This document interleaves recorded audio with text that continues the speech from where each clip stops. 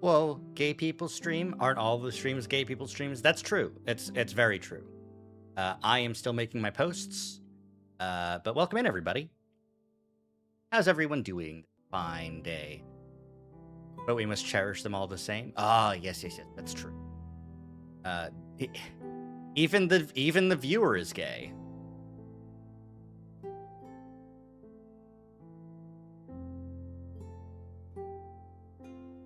Even the viewer gets in gay.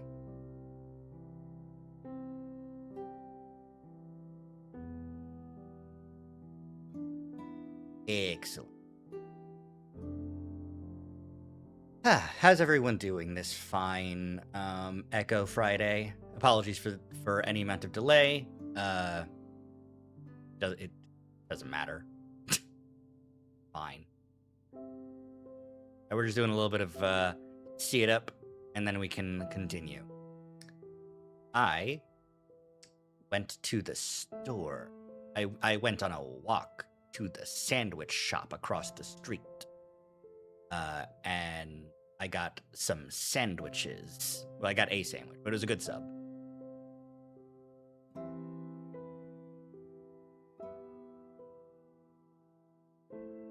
Engage shared chat. Oh, right, I forgot.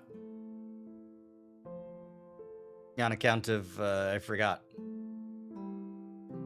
There we go. Now we're the same. You have merged into one chat. Welcome. Shared chat engage, the terror of two chats. Like a fucked up version of my name. Double edge cat. What kind of sandwich? Oh yeah. So I went to, where did I go? I went to Jerseyed Mike's. Because I very much do enjoy the delicacy of red wine vinegar and olive oil and blend of spices. In addition to, roast beef, lettuce, tomato. It is a delectable treat. I love eating pounds of meat.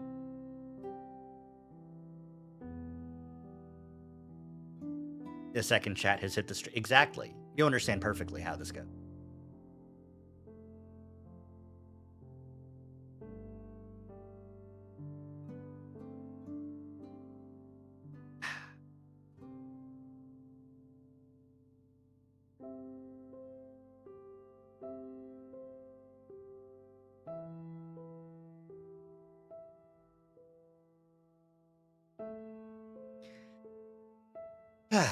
I like Jersey Mike's, but now I'm just getting cheap Wawa sandwiches. Wawa! Wawa! Wawa! In a server that I'm in with Amber, there is an emote for the Wawa sad meal, which is just like a picture of their shitty like potato hash brown in a burrito in a tortilla with like a cheese. It's called the Wawa sad meal on account of it's sad, I guess. I don't know the history of the Wawa sad meal. There's not exactly like an article on Know Your Meme I can go research right now. Wee wah. Pokemon Wee and wah.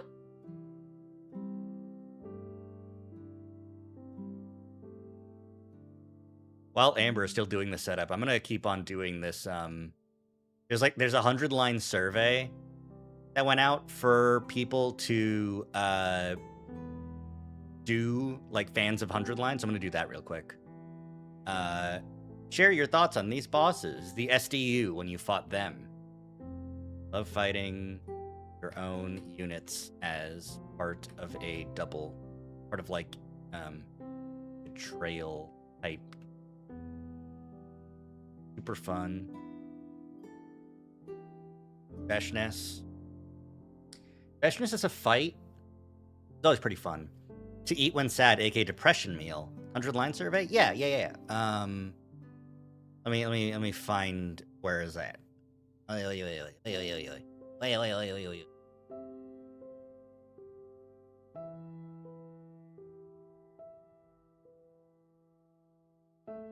Phobia.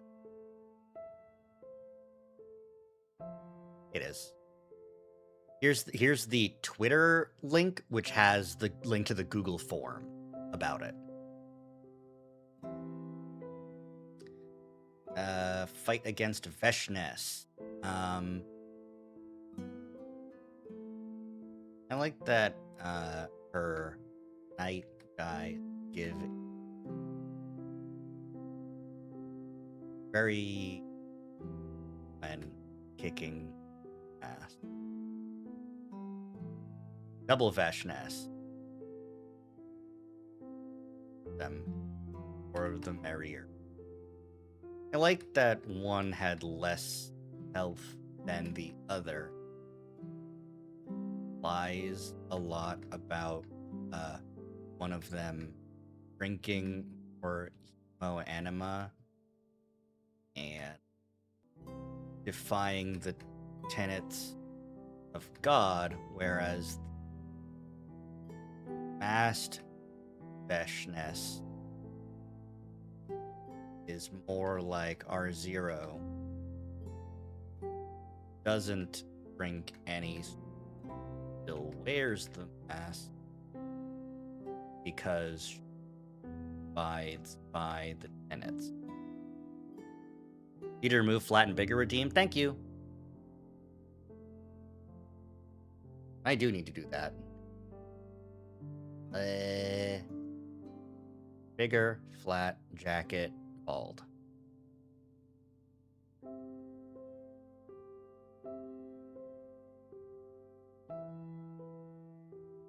Me and Kyoshika, Nozomi, Goma, and Kyoshika, Veshness. Slasher. I don't really remember those fights.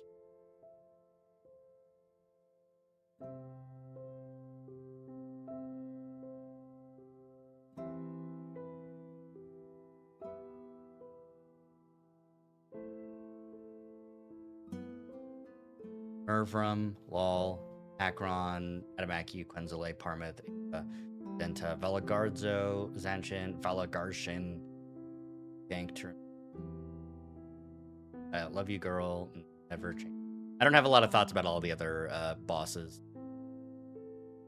Favorite exploration area? I like the coast more than anything. Favorite location featured in the Box of Blessings? Term Tammy's house. Favorite persuasion in the game? Kako's persuasion, where she isn't persuaded. Favorite persuasion in the game? I don't have an opinion. I'd rate 100 line as a whole. I'd give it a 10, honestly. Favorite route? That's tough. I don't know my favorite route.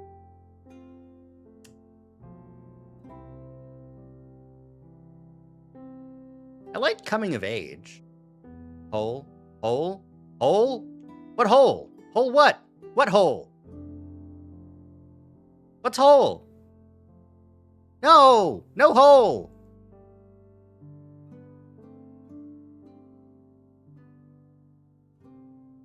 Oh, what was your 800 line as a... You know what? I'll do the survey later. This is sucks.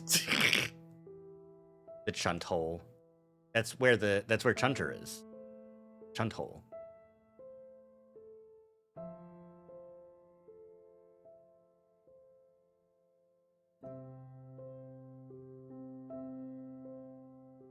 One thing I'd kind of like to do before the next Tomodachi live stream is take some time and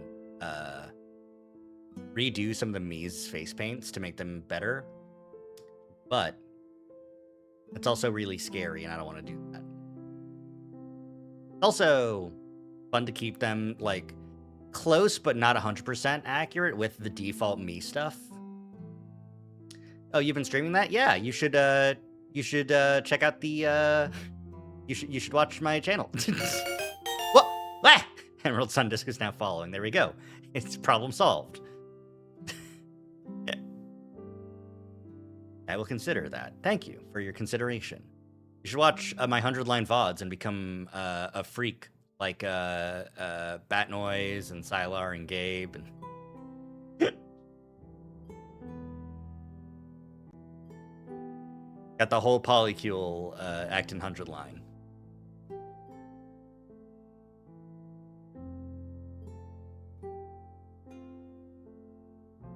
Unlike me, who is normal. Rari is so normal is the thing. The only thing that Rari's not normal about is thinking about Pokemon in a competitive manner. Rari sees a Pokemon and goes, viable? Oh no, I misclicked. Oh, I misclicked. You misclicked? I misclicked. I accidentally unmuted and then immediately remuted. But didn't undeafen. No, I undeafened and then immediately redeafened, and then I was like, oh my god, did my internet die right as we were starting? No, okay, it's fine. I see. Okay. It's fine. I am simply stupid. Whoa, simply stupid, just like that band. I don't know what you're talking about. There's a band.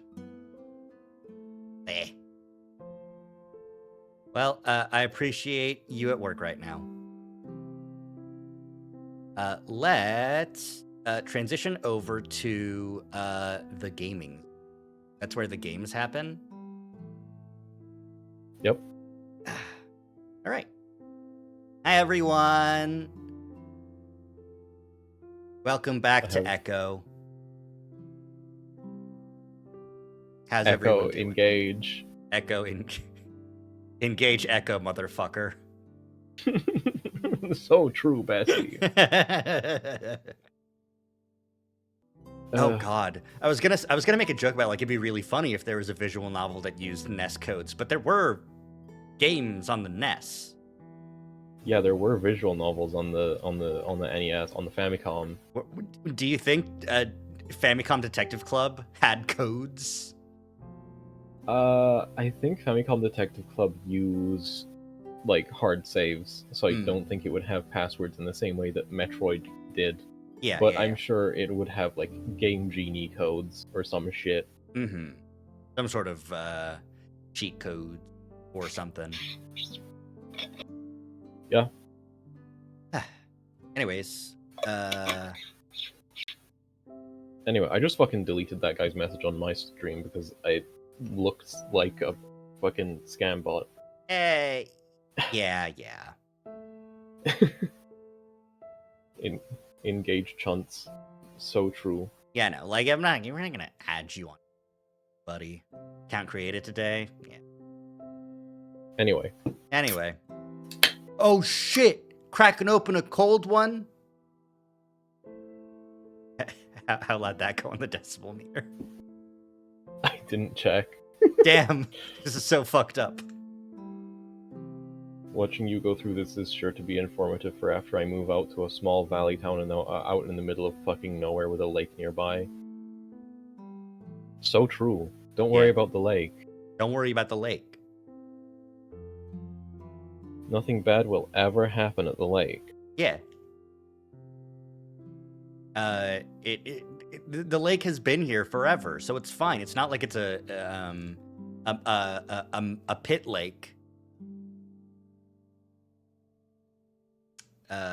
Where like they mined for shit and then they just left and then it filled up with water and then all of the shit they were mining leached into the water that was there, and then if that lake ever seeps into the groundwater or escapes into the like a river, it gets it poisons the water with like copper and shit. Really good emote. Hi, Flan. Hi, Flan. Yo, Abra breakdancing. Really good emote. Hi, Flan. Hi. Let's echo. Let's echo. Load game. Let's echo. Load Where echo. were we? He holds me like that for a long time is where we were. Right, we just got out of Carl being crossfaded and playing Never Have I Ever, and Never have I ever killed TJ anyone. You fucking Yeah. TJ. Tell us the truth. And TJ's like, the truth is you suck, dude. the truth is you need to deal with your own fucking problems, man. And Carl was like, you know, as Yeah. much as I think, as much as this sucks, maybe you got a point. Yeah. Anyways, get the fuck out of my. Well, he didn't say that. They got the fuck out of his house. Yep. Hold you like a soggy cat. Hi, Riolu. Hariolu, Hi. All right. you're going to experience fucking ASMR dog stream because I have to be quiet. They put a shot collar on this dog. They should. I think that might be what it takes at this point. Damn. Fucked up. No, Chaz. Chaz, do you want me to switch to streaming Tribal Hunter? Do you want me to switch to streaming Mice T? I will. Don't fucking test me. Isn't one of those an instant ban game or? I don't. I think it may be. There are a couple of those on Twitch. I mean, I feel like don't know. Mice T was mentioned at some point, but I can't recall. I don't know if Mice T is actually in the fucking Twitch rules of what you are or are not allowed to stream, but it is an explicit sex game. Yeah, we're actually gonna end this Twitch stream. We're gonna open accounts on Fansly and start streaming fucking At Astro. I was gonna say like Flash games, Newgrounds games. So true. Crystal's Adventure, whatever that fucking one was. That's Crystal enjoys her sandwich adventure. Is that what it? Sure. Yeah. That's no.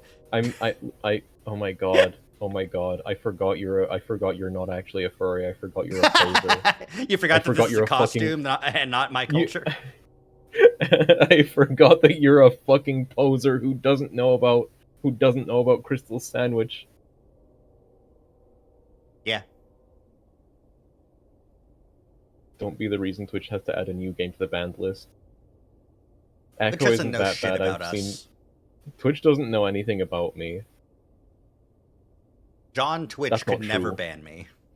That's not true, actually. Twitch knows where I live because they have to pay me taxes. I don't remember if Twitch knows where I live. But they do pay me, so. I have the email in my server, Zach. We've discussed the sandwich. I don't remember. I just remember Crystal just has and enjoys a nice sandwich. Is that it? Okay, the lore is that at one point Fur Affinity outright required that your art have some type of furry theme.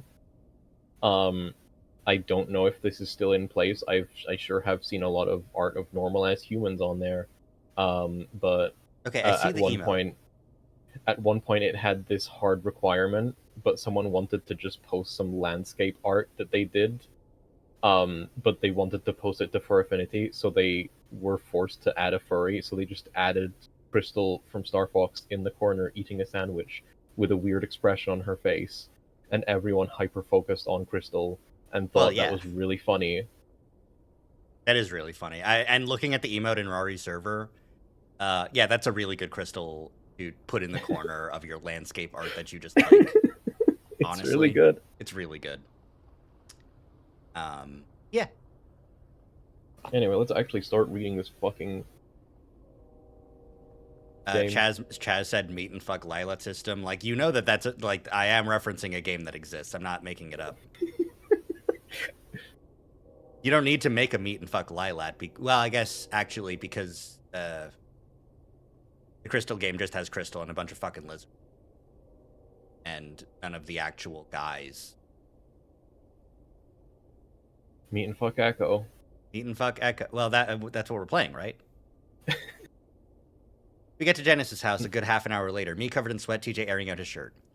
It's 5 at this point, but the sun is still pounding down on the back of my head like a lead weight. Janice opens the door almost the second we knock, and I can tell immediately that something's off.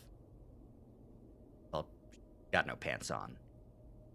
I catch a glimpse of her large white panties before I snap my eyes back up, staring hard at the coyote's face. I can't see TJ, but by the funny way he's breathing, I'm pretty sure he's noticed as well. Janice spreads out her hands, grinning. Well, Albie, you made it. We gawk at her for another few seconds before TJ finally squeaks out. Yeah, of course. Janice suddenly steps forward towards the lynx and cups his face in her hands. I keep my eyes up, trying to focus on her face. She squishes TJ's face to the point where his lips purse out a little bit. You, TJ, are a lifesaver, you know that? She says it sincerely, and I can see TJ trying to pull back. Unfortunately, it also looks like the coyote has a good grip on his face because everything but his head moves back. Thank you, Janice. TJ tries to speak from a squashed face. Janice, what did you want us to do today? I'm just imagining that one bit from Smiling Friends. Chase, I know we have a job and all, but we might have to cut our losses. Yeah. Chase would say that to TJ. TJ is the pim in this scenario. TJ would scream about how he loves kids. TJ, I don't think you should say that. Charlie would be Carl, in all honesty. That's what this Carl and TJ as the Smiling Friends. Who's glad? Jenna?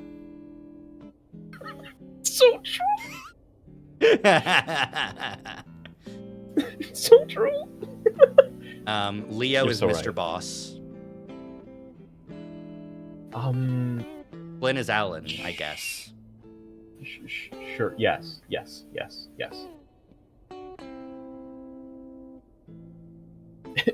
That makes you know what Chase is? Chase is the autistic gamer. Yeah. The cool autistic Sure. gamer 93 or whatever it was.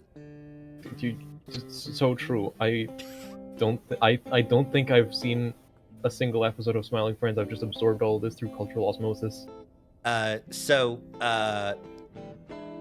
There. I don't care. It's important. No, it's important. I need to talk about this. After every episode of Smiling Friends would air, there would be like a video from this YouTube channel called The Cool Autistic Gamer, where like their Rick and Morty style character would be inserted into the show, really well edited, despite the fact that his microphone was dog shit and his character was dog shit and didn't move at all. Like, it was just like a PNG. But then also like the later clips would have like the characters in the show like turning to him and going like, listen, the Cool Autistic Gamer, we're not we appreciate your antics, but not right now. And With like the actual voice actors, no one fucking knows, but probably it seems like it was probably something internal. Seems like So someone on the true. show was just like adding that and making funny YouTube videos about it later. so true. That reminds me of that one My Little Pony YouTube poop where there's just a random black and red Alicorn OC added to the lineup in a few random shots. Yeah. I added my OC to the shot of Smiling Friends. Do you think it's obvious? I added my Yes, OC points to at Echo. left. Do you think it's obvious? It's Andromeda. It's human Andromeda standing there. No, it's all the fucking Patreon like bonus guest characters. It's the Carney. God, I can't wait until we meet Raven and I can tell you about the Raven lore. Okay. All right. Anyways, I've been rocked, Monokuma. I'm trying to proceed. How dare you? Monokuma says 6'7", by the way. Bad. Yep, rock. Anywho, I break in, hoping to move her attention away from ripping TJ's cheeks off. She seems to really be enjoying the tufts of fur there. Oh, Chase, you're here too? Yeah, we're gonna work on it together. Well, alright. How about I head out there and show you two? My eyes flick down to her bottom half for just a second. I immediately regret it. There's no way around it. Want to get dressed first? Janice looks down. Oh, Dad. Well, I've just gotta apologize now. I was in the middle of getting ready for work. I just forgot what I was doing. Ah, okay. So it isn't that she's high, but it seems like something like dementia. Possible. That's the vibe that I'm getting. Anyways, reminding me of the guy who added himself to the SpongeBob movie. That's really fucked up. I don't want to think about that. I glance at TJ, then quickly back to the coyote. Oh, well, we can wait.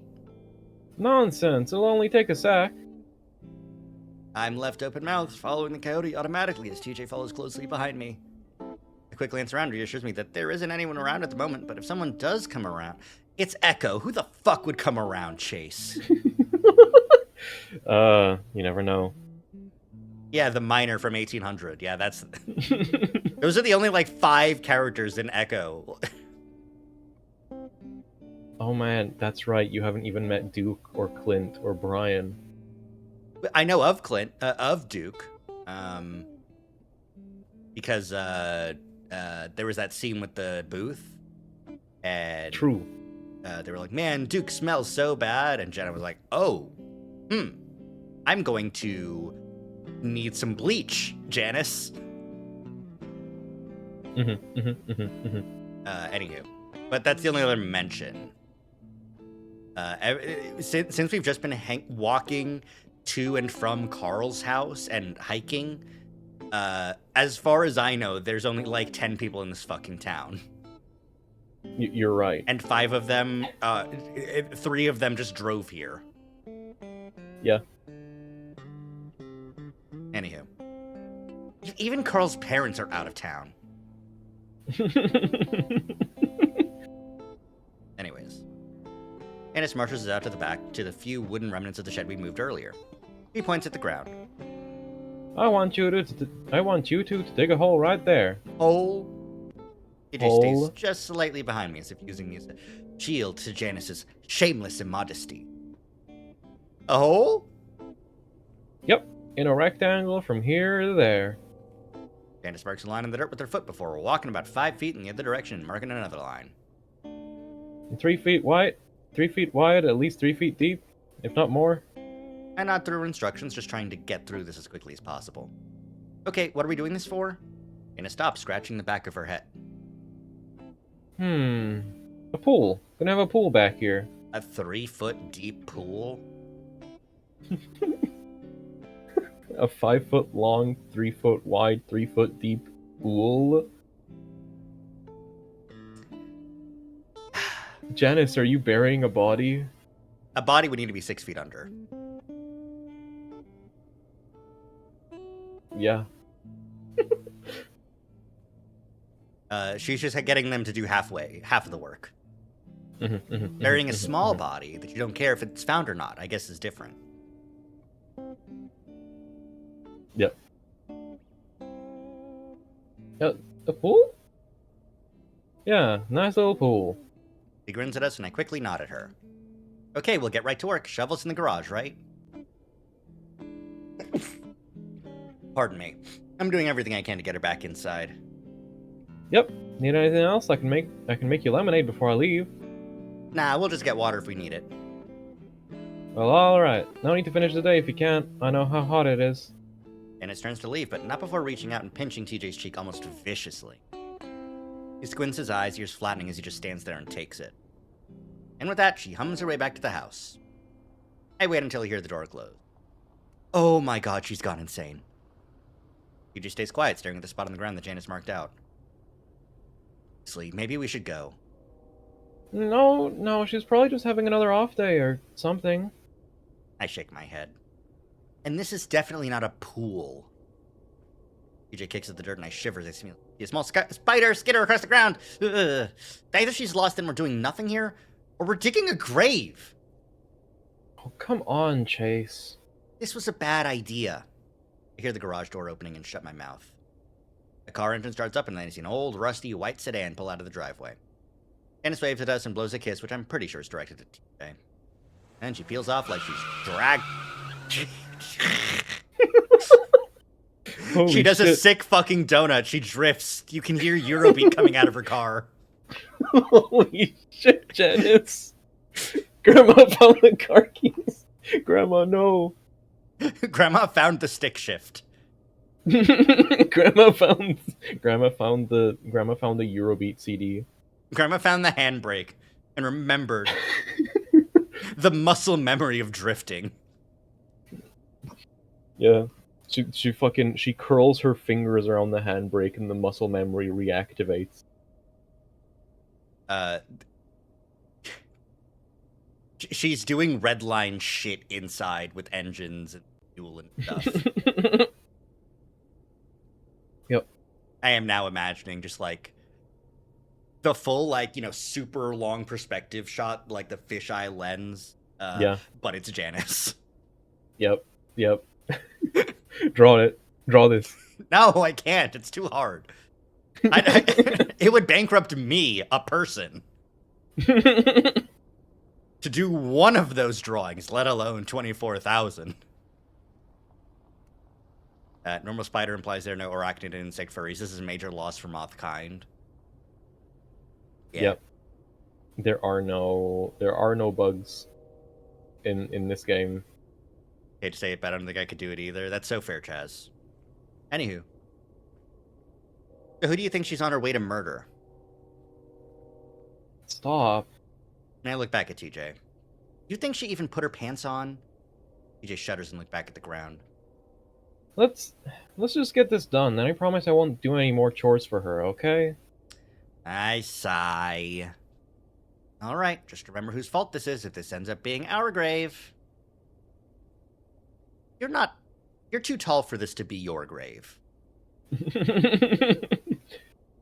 think. You never know. Chunt has stubby little otter leggies. Yeah, but he's got a long little otter body. You're so right. It's completely proportional. The The work is tougher than I thought it would be. We both start at opposite ends of the little trench thing we're making. Jenna said we should do more than 3 feet if we could, but if this whole thing is bullshit, I'm sure it is, and I'm not doing any more than the minimum. I'm at least glad to see TJ returning back to his cheerful, bubbly self. Now that the horror of a woman's legs has left. Now that the horror of a woman's underwear has left, and that we're back to normal activities like digging a grave. This is 2015. They're pretty young. There's a decent chance that somewhere in the back of one of their minds they're doing diggy hole. Shut the fuck up. Shut the fuck up. I hate that you're right. I'm making being quiet a fucking challenge. I'm so sorry. You really are. I have to stay below 80 decibels.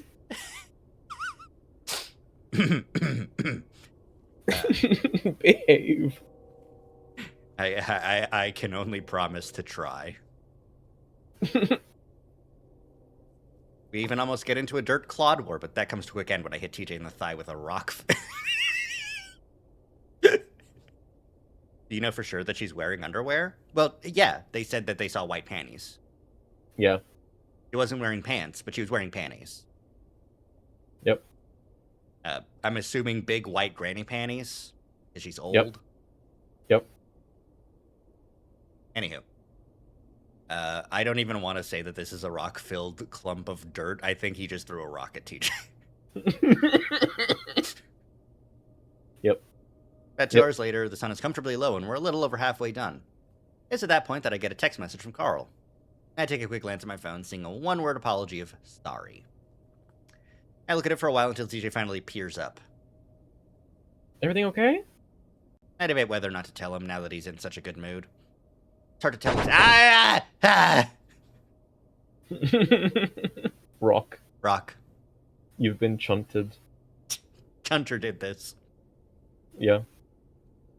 Hard to tell Yeah, exactly sorry, what'll make TJ. Sorry, Chaz. You're Chunter now. Yeah, Chaz, you're no longer TJ. You're a chunter now. Because you throw rock. Yep. And that is a Chunter thing to do. Yep. If you want to be TJ, stop throwing rock. But that's like asking the sun not to shine. It's hard to tell exactly what will make TJ feel better or worse, I've come to realize. Still, I think he can tell who it's probably from already, judging by how slanted back his ears are. It's from Carl, just says sorry. Ah. The fucking, like, the, this is like a, I'm Sydney's killer now, huh? Allegedly! Allegedly.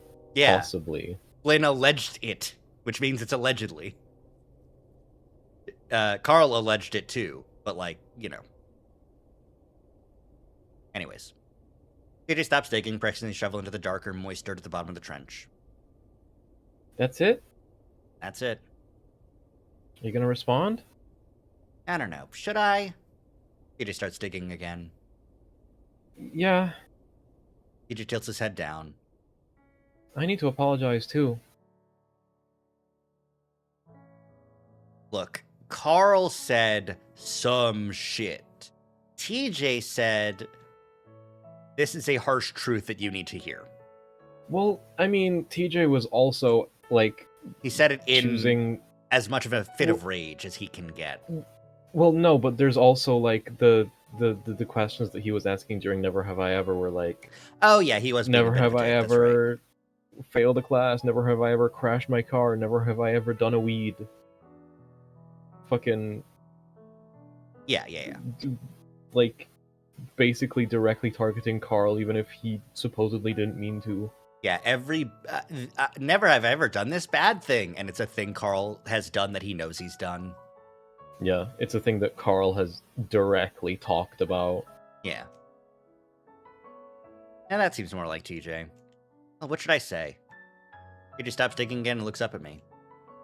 I look up at him expectantly. Okay, so I'm trying to be more assertive, like you said. Oh. I didn't expect him to say that. Is that why... TJ looks down, so I stop myself. Is that why he'd acted so strange at Carl's mansion? Very funny to still call it, like... It is a big fucking house. It took multiple people to search. It's a mansion. Yep. But still calling it a mansion, even though it's, like, presumably your friend's house, you know? It feels... I don't know. I haven't had a friend with a mansion that big, so I guess I don't know how you'd call that. I had friends with big houses, but those were just regular big houses. Yep. Anyways. Sorry, never mind. What were you saying? So, I'm just gonna say this.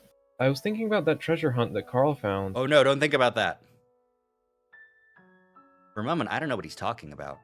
Oh, the thing he found in the crawl space. I was thinking TJ leans on the shovel's handle, looking away. that we should open it together. Okay? I say it slowly, realizing how delicate of a topic this is.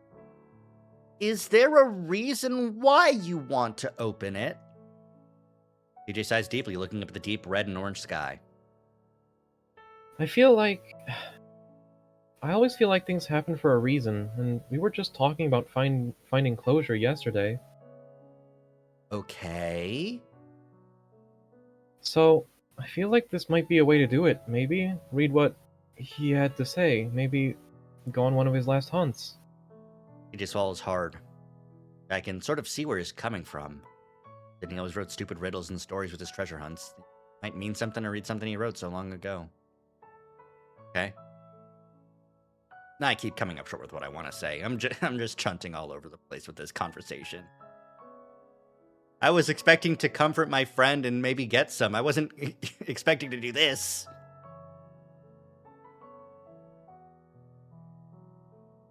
Also, hi, Allison. Again, I can see why TJ might think this is the answer, but I'm not so sure. Well, I guess I can ask Carl about it. Did you want everyone there? Maybe just us. We can let the others read it later if they want. I don't think Flynn... I nod quickly. Yeah, that makes sense. So you want to do that tomorrow? Let's see if we can do it tonight. We've only got a few days left, and this is making me nervous. TJ gives a tight laugh. Yeah, Sydney's treasure hunts could be pretty elaborate. Oh, yeah, definitely. Are we starting to be able to talk about him normally again? That's awesome! I have no feelings about Sydney whatsoever. I've completely successfully repressed all feelings about Sydney. Don't worry about these dreams. They're nothing. Yeah, don't worry about it. Don't worry about it. Don't worry about it. Smiles so sneakily. Maybe TJ is right about this. Okay, I'll text him back and ask if I can call him. Okay. It takes me a little bit to figure out how to word TJ's request. Hey man, can TJ and I come over to talk? Oh, we wait for Carl's response. TJ abruptly looks back up at me. Are you and Carl, friendly with each other? Are you fucking...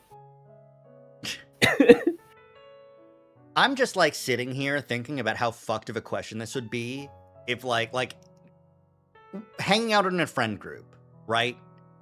And then you're hanging out with... You're making it very hard to stay quiet, Jazz. Jazz, please. No, Jenna would be the one asking that. Jenna would be the one asking that and asking if TJ can join.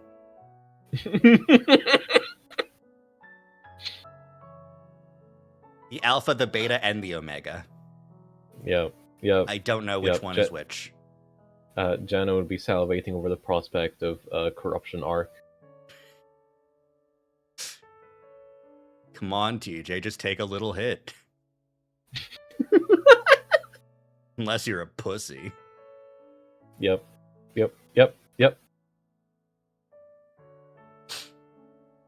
The corruption arc, but it's TJ converting everyone else to Christianity.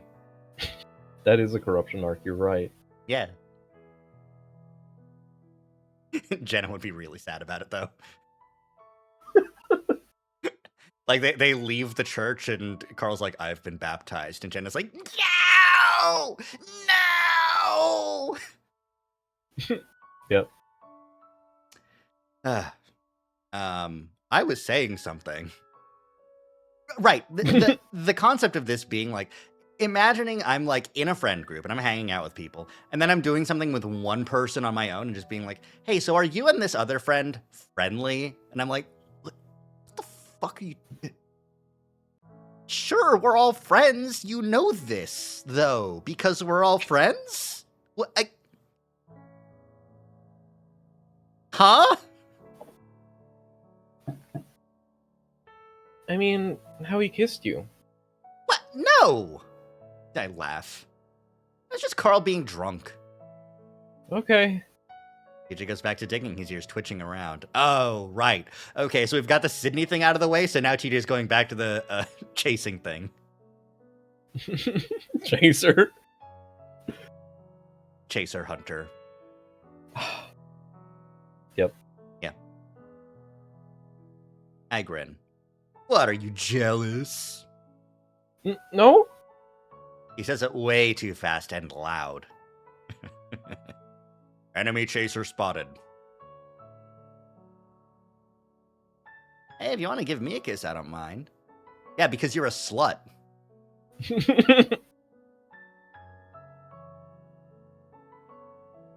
TJ does not respond, instead focusing hard on the ground he's digging up. Maybe if I dig fast enough, I can lie down in this grave. Yep. You can't catch me, gay thoughts, but he's digging down into the dirt.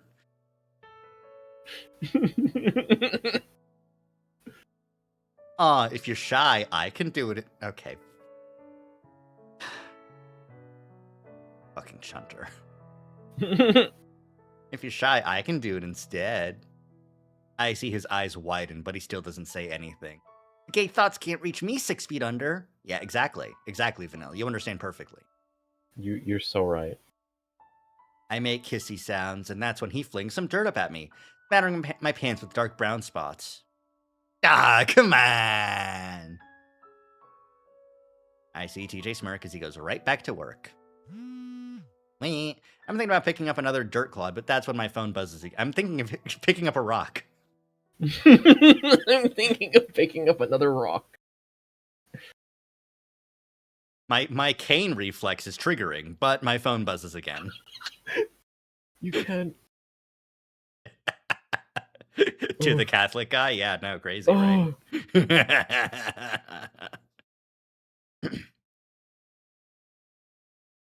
You good? Yeah. Okay. Okay.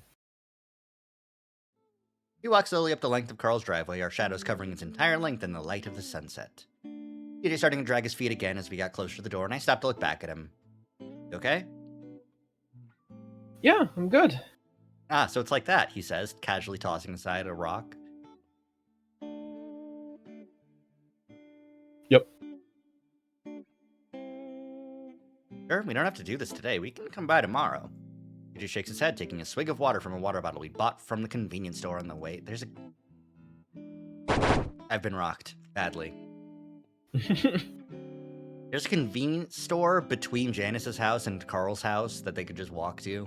That's crazy. That's strange. Yeah, I think that's a little bit of an oversight of the spatial awareness of what Echo is like.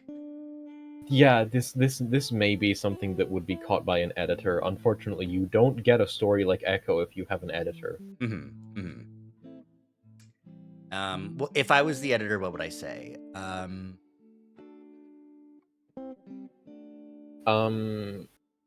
After finishing, no, because it's already pretty late, and they already only got halfway through digging the well, the hole, the pool, the grave. I mean, it is believable that the motel might have something attached to it. But in that case, I'd still need to walk back to the motel. And right. I would say it's more believable that TJ just, because they walked to Janice's house and they knew it would be hot, he had a backpack with a bunch of water bottles in it. TJ's always prepared. Yeah. Anyways. No, I'm just a little tired. It's been a long day. I'm really sweaty, just like you are. I can smell you from here. No, it's a good thing. I mean, what? Yeah. Yeah. Yeah. I wait for you to catch up, then match his stride as we make our way up the sidewalk, then up the steps to the door. He doesn't do anything, instead just gripping onto his water bottle, making the plastic creak. I wait another second, then reach out across TJ to press the doorbell. Faint, fancy chime emanates from behind the door for a few seconds, followed by the clopping of Carl's hooves on the wooden floor. I was in a server, and someone made a typo talking about a clip. And the owner of the server, the message was edited shortly after the person sent it, but the owner of the server replied, "Horse porn typo." And then everyone else, because this isn't like a My Little Pony themed server, it's just something everyone was like, huh? Excuse me? And then the owner had to be like, because the 2010s My Little Pony fandom had a lot of very adult online men in it.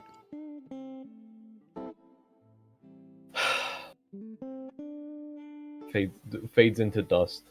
Yep.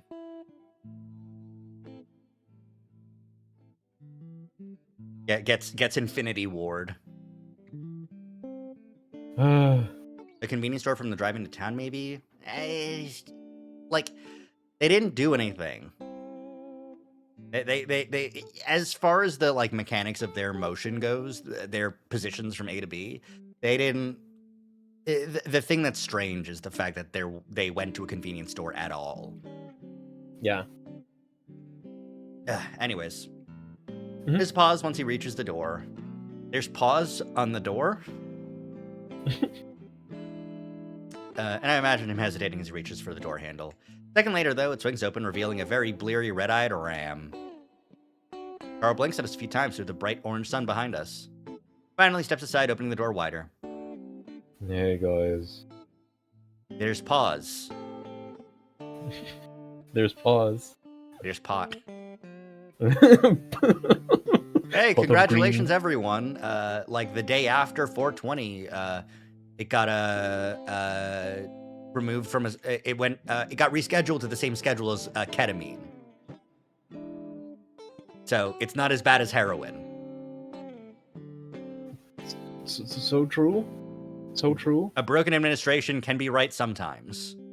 Anyway, pot of green. Pot of green allows me to draw 2 additional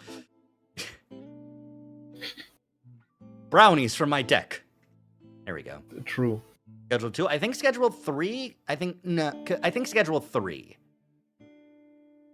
I don't know. I didn't read the news that closely. All I heard was that it's doctors can now do actual science on weed now without having to worry about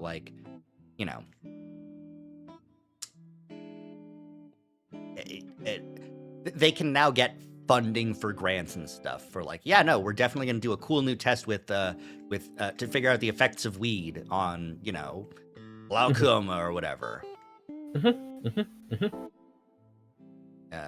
Also, there was some I don't know, whatever. Anyways, there's a pause as I wait to see if TJ will say anything. When he doesn't, I clear my throat and step forward through the door. Hey man, you okay? Not really. I don't say anything in return, instead spreading my arms out in the cool air of the mansion. I turn around and wait as TJ steps through the doorway, the links framed by the golden sunlight, the fine hairs of his fur lit up like white hot wires. Yeah? Is that out? Okay. Yep. I don't think about white hot wires. You know when an animal's fur is in the sunlight. Yeah, I know that. White hot wires, I feel like, is a strange descriptor. True.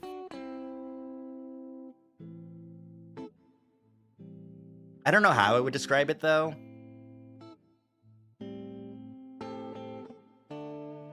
I don't know. When I think of like those sorts of things, what I think of first is like those like fiber optic toys that they had in like the early 2000s. Yeah. Like just like one little LED and then like just a bunch of fiber optic strands, and you're just like, oh, you wave it around and the light goes crazy, you know? Yep. I'm one of those. You're one of those fiber optic toys. Yeah. That's how Umbreon Glowy works. That's true. I know. I drew it. That's what I was thinking of. Anyways, I see Carl's hand that's not on the door sort of twitch like he's grabbing something in the air. Hey. TJ stands next to me, looking back at Carl. Hello. Carl rubs vigorously at his arm. Listen. Carl pauses. I get the idea that he's wanting TJ to tell him that everything's okay so that he doesn't have to explain anything. That would definitely make things easier. But he doesn't say anything, just watches the ram. Carl rubs behind his head for a second, looking back out the door. I'm not sure why it's so hard for him to apologize to TJ. I had thought it was weird that Carl had apologized to me instead of the Lynx in the first place. Listen. You said that already. Carl takes in a big, shuddery breath, blowing it out loudly. I was really messed up earlier. I wasn't thinking right. I was greening out, I'm sorry. I was crossfaded. TJ continues to watch Carl silently. His ears are up, at least. Carl stutters and stumbles over a few more syllables before he continues. And I just wasn't thinking straight. He scuffs the hardwood floor loudly with the hoof. That's really funny. Like, can you imagine? He does the kicking the ground shyly thing, but because he has hooves, it's just like loud ass stomp. And it leaves like sneaker marks on the hardwood floor. Yeah.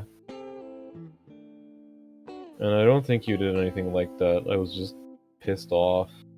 Gym shoes squeak, but also like horse stomp.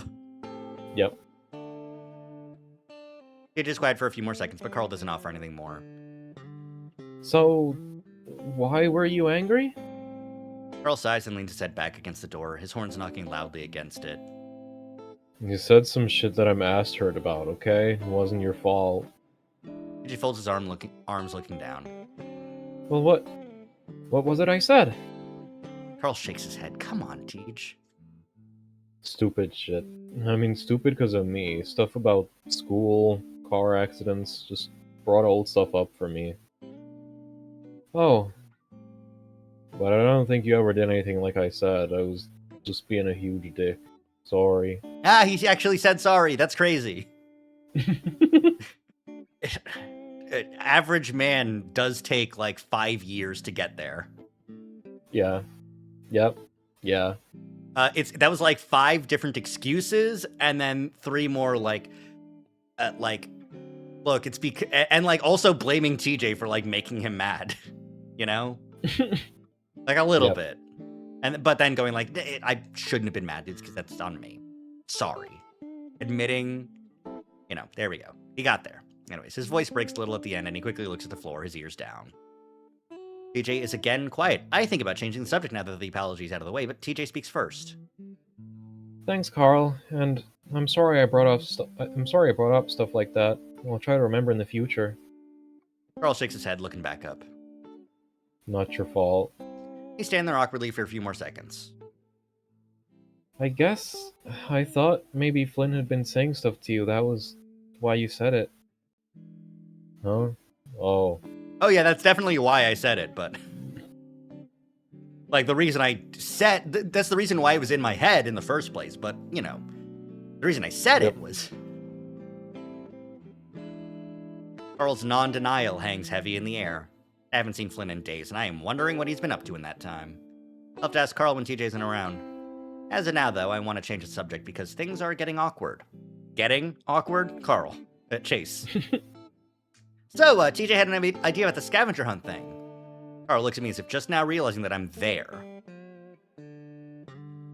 Like I said, Chase is a self-insert character that isn't meant to be there. That's really funny for reasons I can't explain. Good. You love making me suffer. Yes. My ability to call shots is unmatched, and it's always veiled in a layer of comedy.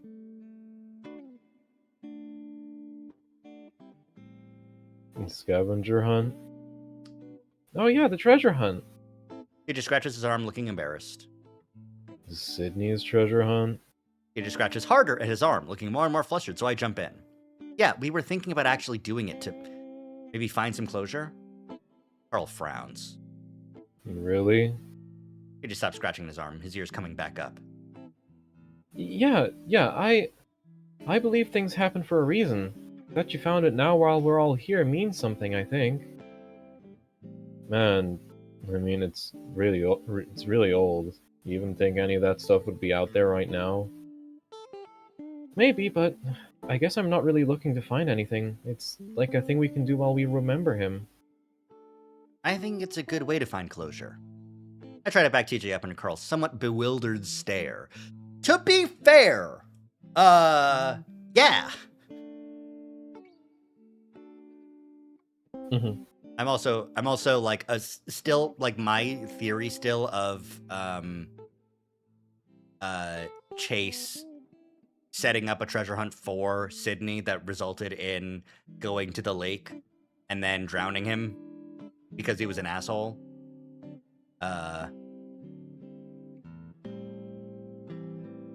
So like fascinating. That's just a lot of moving parts. It is. 8-year-old to put together. Well, he was 10.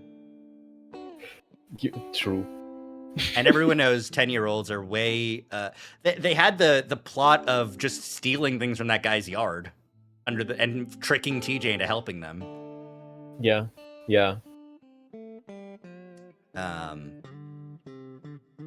Yeah, no, that's like, because like that fight scene with Sydney and Chase, of like Chase being like, I need to stand up for my friend TJ because you're just kind of an asshole. You think, you can do all this shit, and then Sydney obviously just being like, yeah, you're right to kick my ass. That's how it should be. But I deserve it, and nothing's gonna change. So,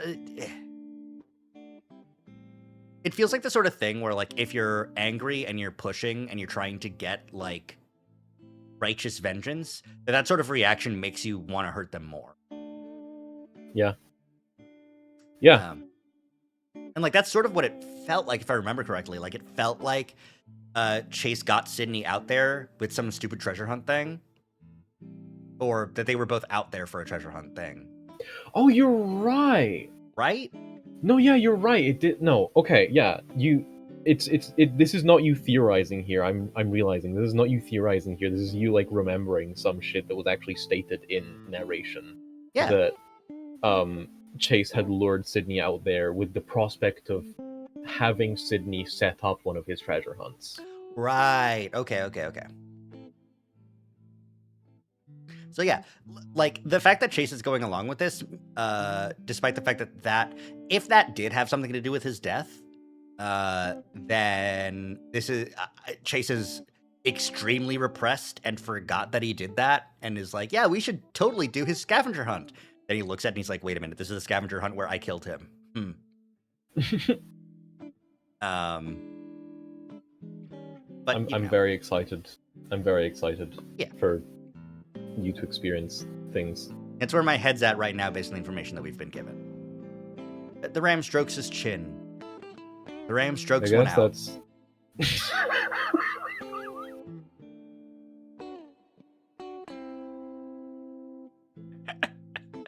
I think I have. I guess that sort of makes sense. I mean, if you're okay with doing it. He just squares his stance, looking up. I am. It's been so long feeling this way. I feel like this might be our last chance to do something. What do you mean, Chaz? What do you mean by this? Chaz's first foray into 18+ artwork.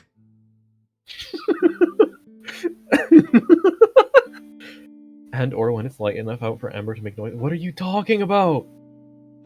This is more of a threat than anything I've said. Zach, I'm having You're having an idea. What are you talking about? Separate idea than what I was talking about, I guess. I fucking guess. What are you talking about? Anyways, let's move on before...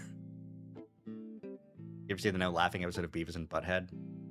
No. I've seen the clips of Beavis and Butthead sitting in like a military academy, and like the like drill instructor saying, "Do you think it's funny when I say butt?" Something like that. And they're just like sitting there, just like.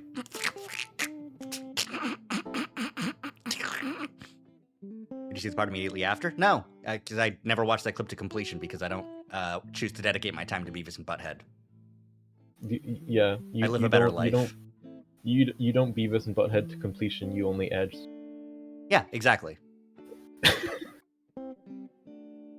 The guy puts the shirt on his head and goes, "I am Cornholio." And then I turn off the TV.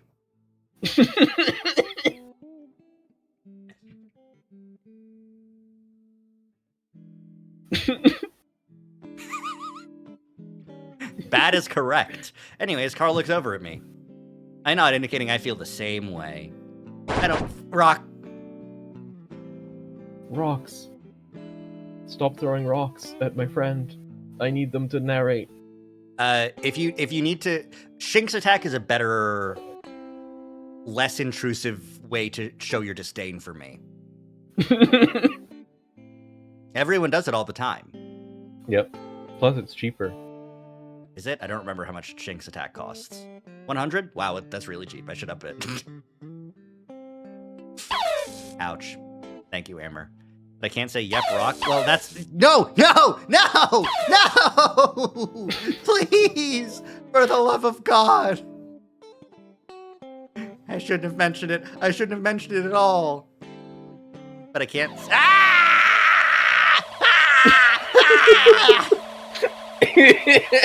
No! Awesome. For those of you who are just on Amber's stream, this is nothing. Nothing's happening. Ow. Oh!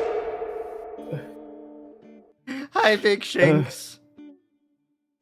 Yeah, for the people who are only watching my stream or my VOD, over on their channel, Zach is currently being attacked by several Shinks and then also one huge Shinks. Alpha Shinks. Yippee, violence! I can't even... Oh, you can see a little bit of my... I'm still hidden. Hey, no, not what I said. Anyways, So true. Despite the fact that you can't say yep rock, Chaz, you know, save it for when it's appropriate. Mm-hmm. I have multiple levels of needing to be stopped, and rocks are more expensive because they disrupt the stream more. Yep. This is your lesson on Andromeda Zach stream culture concluded. Yep. Lurk more. I don't fully understand this new direction in TJ either, but I sure as hell supported him. Well, okay then. I'll go grab it. You want to just open it now? Let's go to the motel or something with Jenna there too. Okay. Oh, don't worry, I'm fucking broke. Well, you would have had more Shinkses to throw at me if you were using Shinkses instead of rocks. Yep. And you could have lurked more. I need to post my streams in your server more too, just as notifications. One of Shinks is 3 of rock. Yeah, exactly. No, 3 of Shinks is 1 of rock. 3 Shinkses make stupid. 1 rock. Well, actually, because the Yep rock has 3 rocks. Oh, damn it. Stop it. That was vanilla. Stop it's it. Fine. He gets a pass. You need to stop it. Carl finally shuts the door before making his way to the stairs. He seems to deflate then, his shoulders hunching back in. That wasn't so bad. I mumbled to him once I think Carl's out of earshot. Yeah, it was okay. We stand there awkwardly as we wait. The whole situation is so strange. Carl comes back with a crumpled-looking white envelope in his hands. DJ eyes it, the first ending up on the back of his neck. So, you dudes want to drive back to the motel, or...? Actually, we didn't drive.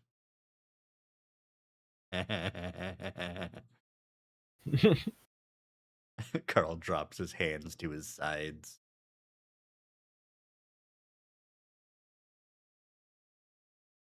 It's me, the Vap from the lake. Hi, Sparrow.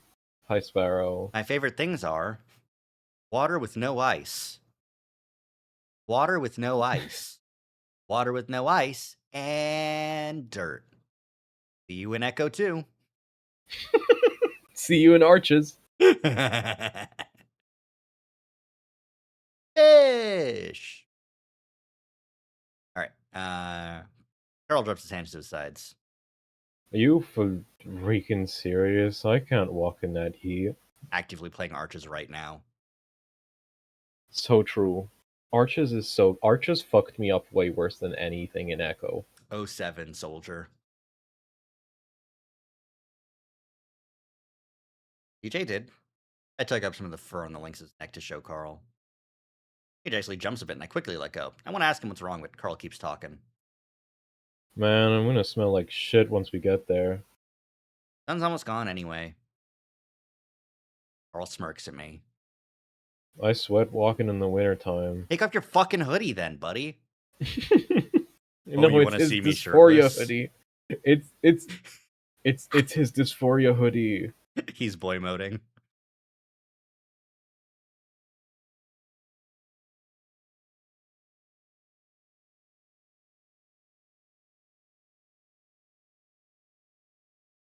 Leaning really close to my monitor. Does TJ have freckles? I didn't remember he had freckles. Yeah, he's got freckles. Yeah, he's a little cutie Yep. like that. Yep. Yep. Yep. Yep. Anyways, take it off, Carl. We need to see those tits. He takes a shower at the motel. Carl blows his breath out loudly, frowning. I don't like being naked around my friends for no reason. Okay, but I'm gonna put on more deodorant before we go. That's not true. Uh, Carl Oh, loves right.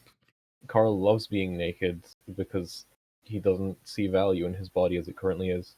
Exactly. That's why he and when he's showing his ass, it's as a joke. Mhm. Mhm. Mhm. And it's also like it's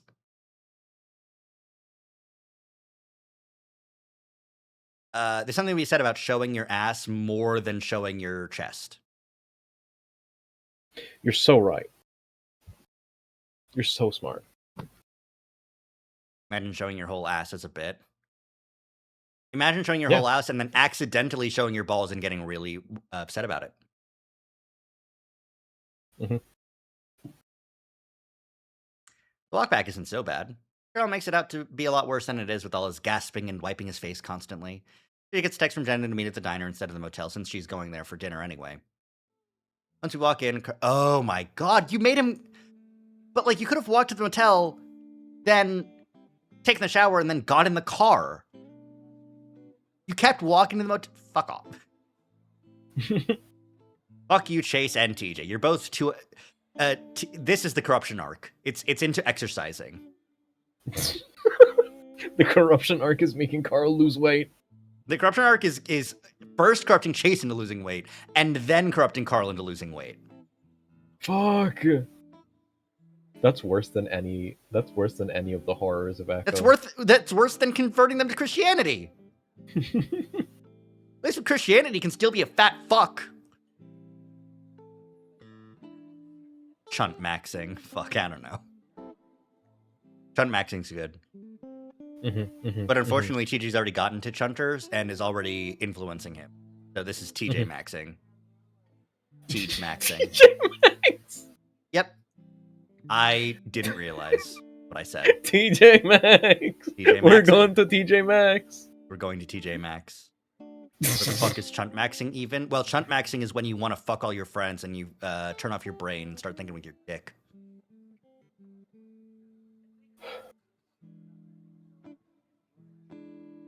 Chunt maxing is when you kill.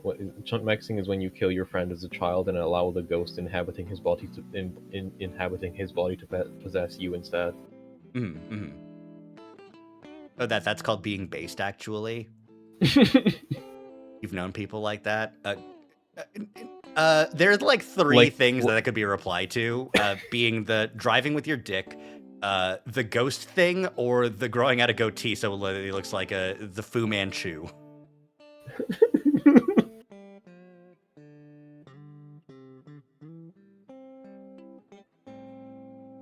Anyway.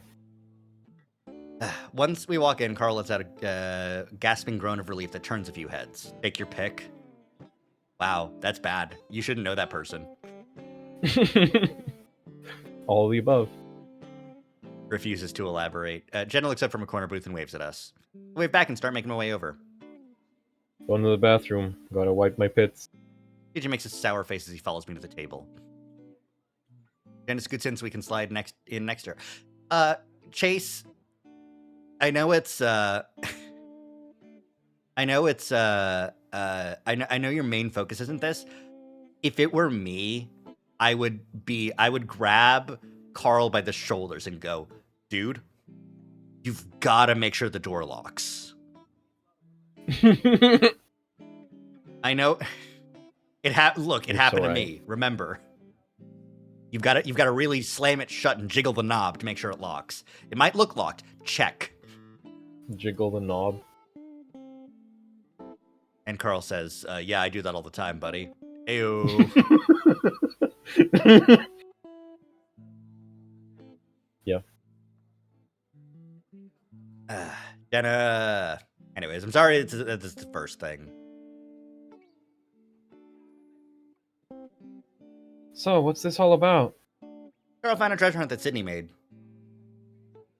Jenna toys with a brown leather purse staring at it. I've been infused! Why are you covering me in blood? That's scary. I don't know. I don't really have context for this. I just want to post it while I'm able. Goob So fight true.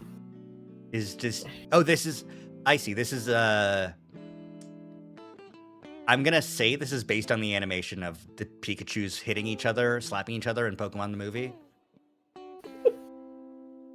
That's what it feels like. Inspired by it at the very least. Yeah. Anyways. Okay, like a map or something? Letter. What are you gonna do with it? Well, I look over at TJ, but he doesn't say anything, instead looking out the window at the sunset. Fucking, it's your idea, man. Own it. Anyways. We're thinking about doing it. You're thinking about going on the treasure hunt? Yeah. I mean... Jenna pauses, clearly trying to choose her words carefully. Okay, which of my, like, undergrad psych classes applies to this situation? And she's, like skimming through a mind palace, and none of them apply, because this is the most fucked up situation you can imagine. What stage of grief is this? Because that's all I learned.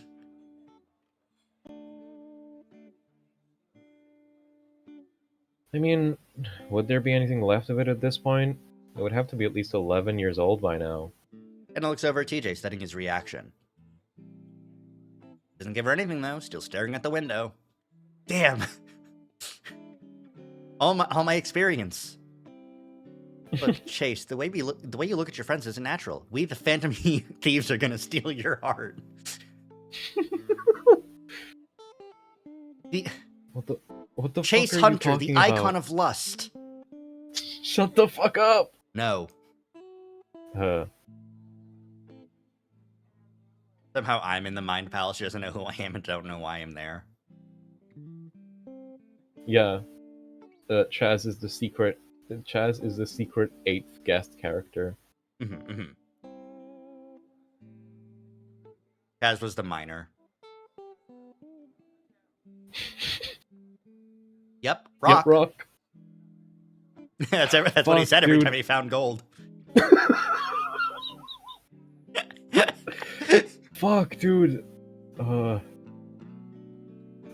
Chaz is the Patreon bonus character, like Inji, shut the fuck up. Chaz Hunter. Anyways, I spread my hands out on the table, instantly regretting it as I feel the grease slide around into the hands. We're seeing it more as a closure sort of thing. Shakes grease off paws. We're not really expecting to find something. He finally looks back at us. He made it for us, so I feel like we should do it. For him. Jenna stares back down at her purse. I guess Flynn won't be involved? No. And Leo? He's gonna be busy for most of the week. I don't think he'd really want to anyway. Imagine Chase just has constantly his greasy bacon paws. Yep. Why not? And TJ looks like he's trying to choose his words carefully. And TJ looks like he's trying to choose his words carefully. He pretends like it never happened. I don't want to bring it back up for him. No one says anything else until Carl shows back up, the fur in his head and face a little wet. Hey, Jenna. Carl.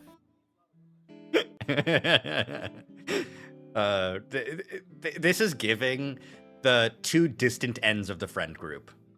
Yep. This is giving the, hey, yeah, you're my friend's friend. Yeah, we hang out. That's it. Yeah. Jenna nods at him as he sits across from me. He reaches across the table, snatching up a menu from the metal holder in the center. I'll pay if anyone wants something. Jenna curls a lip in disgust, but I'm starving, so I start browsing the menu as well. TJ goes back to staring at the window, and I can see his ears twitching around. So, where is this treasure hunt thing? Carl looks up and sees that Jen is staring at him. Huh? Oh, I have it. I'm gonna order real quick though. Chase is ready. I nod, and Carl waves his menu at Janice, who quickly bustles our way with a tray of glasses of water. And pants? She's wearing pants now. But there's definitely still something off about her. Dude, they had a shrimp fry this rice. The treasure chunt. The treasure chunt. The treasure chunt. Sydney's like, yeah, I'm making all these treasure hunts for you, Chase, because it's your fucking name. I actually don't care about this. It's all for you, Chunter. Oh my god. Her eyes are wide, her smile more like a grimace as she sets down her glasses and straws. She takes her orders well enough, though, and Jenna waits patiently as Carl and I order a meal and TJ gets a smoothie. A smoothie at a diner? What's wrong with you? Get a milkshake like a real American. So true. Smoothie at a diner. So true. Carl methodically tears off one end of the wrapper of his straw before he blows on the other end, shooting the rest of the wrapper at me. That's the most verbose way of describing that. But, like, yeah, that's what you do. Trying to think of, like, how would I, like... Carl takes off one end of the wrapper of the straw, then blows the other end at me. No, yeah, no, that's like, that is like honestly, that's pretty close to as precise, as concise as you can be about that action because it doesn't have like a name. Yeah. Chunt. Chunt Yep. sounds like a Star Trek alien name. Yep. Chunt, son of Moog.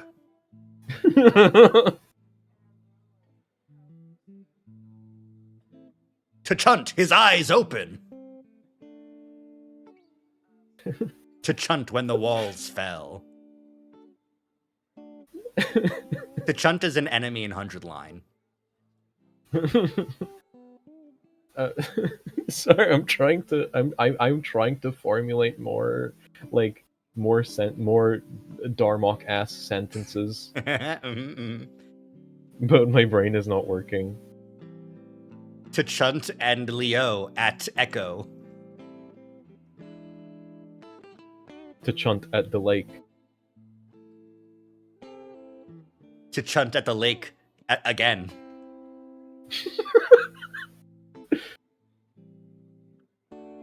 Tej and Chunt, their eyes sorrowful. Yeah. I flinch and try to catch it, it. failing as it falls to the floor. Jenna clears her throat loudly. So, where is it? Carl looks at her, the straw still in his mouth. Huh? Oh, right. Carl reaches into his pocket and pulls out the envelope. He pushes it onto the table, face up. Writing in black marker on the front. Treasure hunt number 7. Chunt Paragon of Thirst. That's his Magic the Gathering card. That's how the 100 Line commanders are formatted. Paragon of blank. The main final boss is the Paragon of Hope. There's the Paragon of Love, Turam Tammy, and she's like an idol. Mm-hmm. There's the Paragon of War. There's the Paragon of Hatred, who's a guy who has 4 sides and they're sometimes positioned in a very interesting formation. 4 different angled right angles. Oh, the Paragon of Reverie. Right. Yeah. Paragon of Love might be Ava. I don't remember. 100 Line sure is a video game. It sure fucking is. I think the EchoCast would be a true Nightmare Blunt rotation. Ava's Nature, that's right, yeah. But that's true, yeah. Yeah. Carl would be the only fun Blunt rotation person to be. Yeah. Do you think Carl would be a good moderator? I don't know if that would be. No. Yeah, No, Carl would I be don't like think Carl is not Carl. I don't think Carl can be a responsible trip sitter. Exactly. Yeah. No, he doesn't have that skill set. Leo might. He might, unfortunately, his judgment is clouded by thoughts of the chunt. Yeah. He'd be like, listen, guys, I'm really responsible. I'm sure I can take care of all of you. And like one puff in, he's like, I miss Chunter.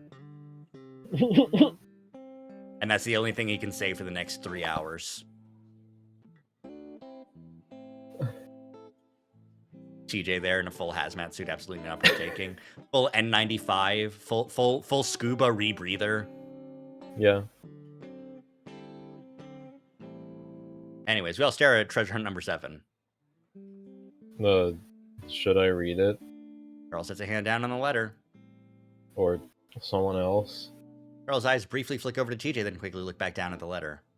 His hand comes up, then surreptitiously scratches an ear before letting it fall back into his lap. The redirect. The skillful redirect. It does seem appropriate that TJ open it, but if he doesn't want to. Charles looks just as hesitant, so I finally reach out and gently slide it out from under his hand. I can read it. No one objects, so I open it carefully, not wanting to rip anything as I pry the adhesive apart. Chill goes up my spine for some reason.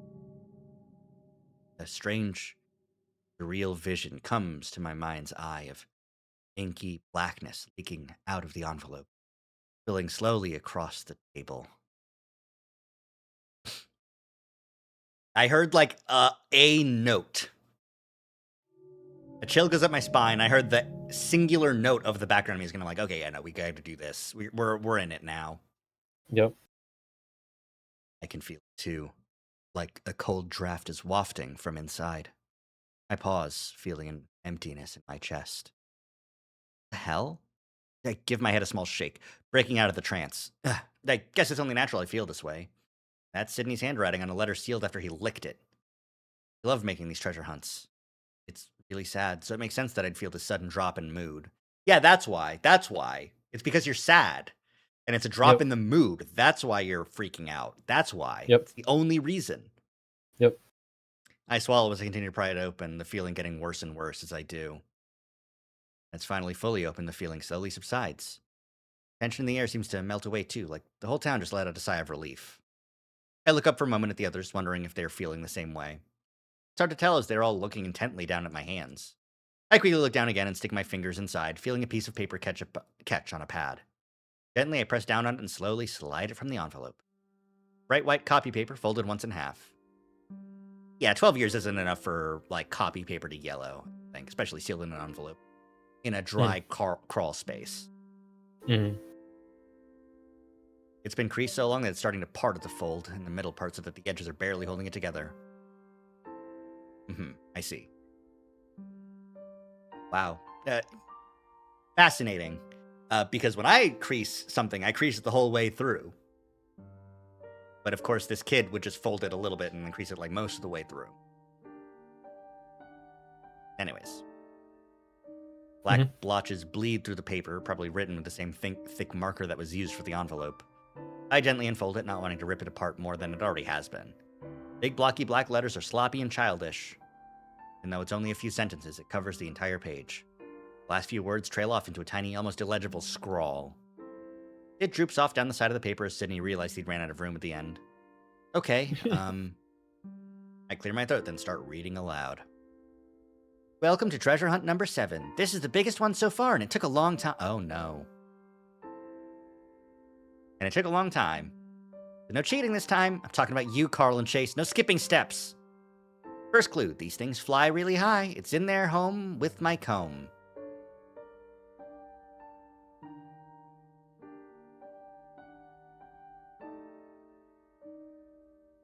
In their home with my comb.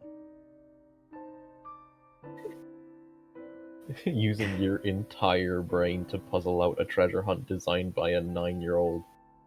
The real difficulty here is I don't know how stupid this 9-year-old is. Very. Because bees don't fly very high. But with my comb, it's Sydney's. It's in their home with my comb. These things fly really high. Oh, we don't know Sydney's home either, so I don't have that information. Chase, you don't have to do this one. I know you hate it. You'll see if you figure it out. Good luck, guys. Sid. I feel my throat close up just a little as I stare down at his name. He always wanted to go by Sid, but it never stuck, so none of us ever did. Fucked up. Lynn's calling him Sid. Now. Yeah. It takes death to stop dead naming someone. Yeah. Just didn't suit him. Yeah. Look back up at the others. Carla's still staring at the paper, and TJ's looking out the window again. Jen has a hand up to her mouth, staring as well. Wow. Then she wipes at her eyes, and I look away. I guess I never really thought about how this might affect Jenna. He and Sydney never really got along because of the way he treated TJ, because he was a piece of shit. Still, he was just a kid like the rest of us. Carla lets out a ragged cough. Ugh. That whole cheating thing was... Oh, right. I forgot. I'm Carl. You're Carl. That whole cheating thing was totally you, Chase, not me. I look up at Carl, raising a brow. You're the one that told me to do it. Carl smirks. And you're the one that did it. What did you do? TJ asks quietly from his corner, finally looking away from the window. Wow, TJ asking someone else what they did? That's crazy. Anyway. Well, Sydney liked to reuse certain hiding spots. I mean, there are only so many places he could use. Yeah, and Chase went straight to Sydney's mailbox and ruined the whole thing like a boss. Like a boss. In 2015? This game is a period piece. I think this is just Carl being out of date. Like, even by 2015 standards, Like a Boss is fucking old, man. Yeah. Yeah. I was like 8. Turns out it was the last spot and he got the prize. Carl makes finger quotes around the last word. Prize. Yeah, one of those plastic clapper things you used to get in elementary school. Reading a lot. I love those. I'm so glad you got that prize, Chase. It's really good. Because I don't think you would have ever gotten that on your own. Fucking chunting all over them. Yeah. He was so mad. Yeah. I remember dropping it on the ground because of how lame it was. I just remember Sydney crying, but I'm not going to bring that up. Carl seems to have at least lightened the mood, though, and Jenna stopped wiping her at her eyes. I'm starting to think TJ was right about this whole closure thing. I know where he's talking about for this one, though. I tapped the paper with a finger. Yeah, it's the birdhouse. Oh, he had a birdhouse. Birdhouse? Where is that? In the forest. He just sits up straighter, ears up as well. The birdhouse is on one of the trees close to the road. Oh well, I never went in there because of all the stuff that would get in my fur. He looks back out the window, the sun gone now, though the clouds of the sky are still tinged red. Good sunset descriptions. You guys want to do it tonight? Really? It's getting kind of late and we still gotta eat. Carl looks eagerly over at the front counter, through the small rectangle that led to the kitchen. We can use Chase's car. Besides, it might be kind of fun in the dark. TJ, I know you want closure immediately, but, like, you're gonna get someone killed. You're gonna get haunted. TJ adds the last bit meekly. Hell no. As long as you guys know where it is, it shouldn't be a problem. I gently fold the letter back up and start tucking it back into the envelope. What did he mean by saying you didn't have to do that one, Chase? I look up at TJ, then back down to the letter as I gently press the lid of the envelope closed. I thought I saw something and got scared one time. It was a long time ago, though. At least that's what I think he was talking about. Then it clears her throat, seeming to have collected herself. I think I remember that. My parents told me about it. I frown. Really? I didn't like the idea of that. What do you mean your parents know about my ghost story? How did they know about my close encounter? It's fucked up. What did you see? I shrug. A person in the trees. A hanging person. Well, not good, is it? Nope. Oh. TJ shudders. So hell fucking no to go in there tonight then. I'm sorry for the F word, Tej. This fucking raised lip. He's like, yeah, no, fuck this. Absolutely not. It's fine. I saw a lot of things as a kid. I'm normal. I promise. Yeah. Jen and TJ looking at Chase like this. Just like, are you normal? Are you normal? TJ is staring at Chunt because he thinks he may be possessed by a demon. Jenna is staring at Chunt because she thinks he needs experimental psychology. Yeah. That one Rush 2049 sound effect. Fuck are you talking about? Oh, the normal sound effect. Yeah. Play normal. I will play play normal. We have to play normal. It's important. Normal! Normal. Thank you. You're welcome. I don't know what that's from. The only thing I know that is now from Amber's Discord. That's where it's from. Yeah.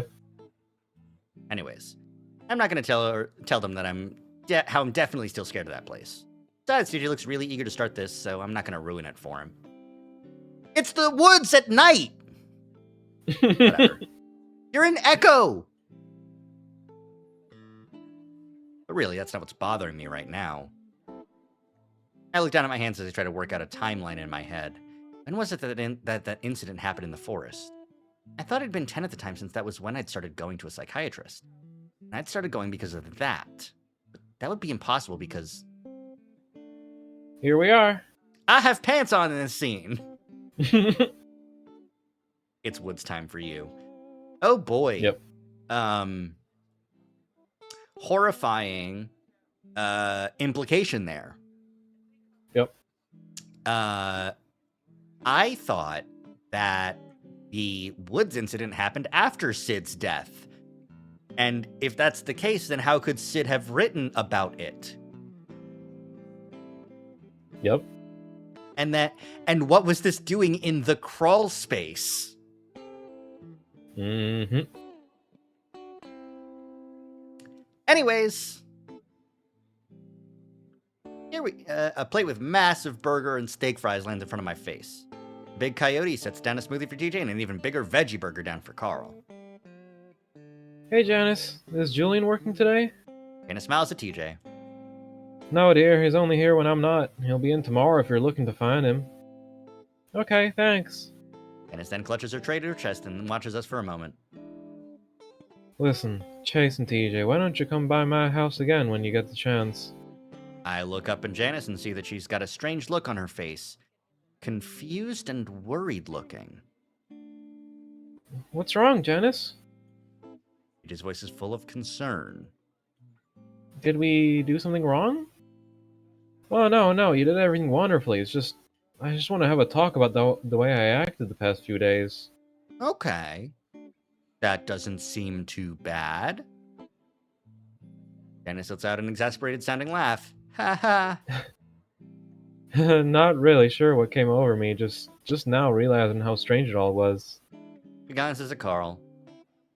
We can talk about it later, in person. Enjoy your dinner. He bustles off, tray still held against her body. Carl watches her go, stuffing a few fries into his mouth. Where's that all about? Oh yeah, we saw her ass.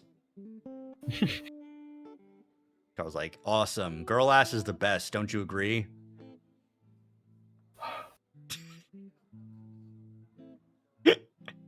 Sure. The way Janice had looked at Carl makes me think she doesn't want him knowing about what had happened. I think she just feels bad for making us work so much. I look over meaningfully at TJ. Oh, yeah, maybe. TJ quickly starts sucking on his straw. Making Chase think nothing. Yep. Well, she should. Jenna's sitting back in the booth, having taken out her brush to start grooming the fur in her face and head. Inconspicuously slide my plate a little further away from her. Yeah, how inconspicuous do you think that fucking is, buddy?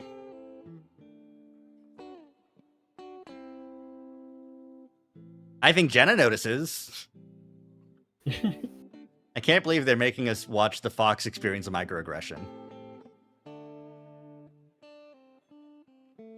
Well, once we finish, we can go to get my car and head to the forest. As I lift my burger and take a bite, I look over at the counter where I see Janice leaning over her notepad. Her shoulders are shaking, and it takes me a moment to realize that she's crying. Oh.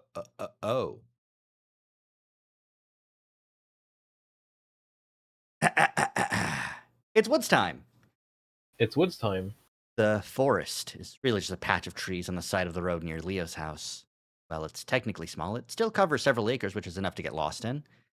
Sky is a soft blue now, just enough light to see by. It won't be long before that won't be the case, though. I pull off to the side of the road in the spot where I think the birdhouse might be. It's been well over a decade since the last time I've seen it.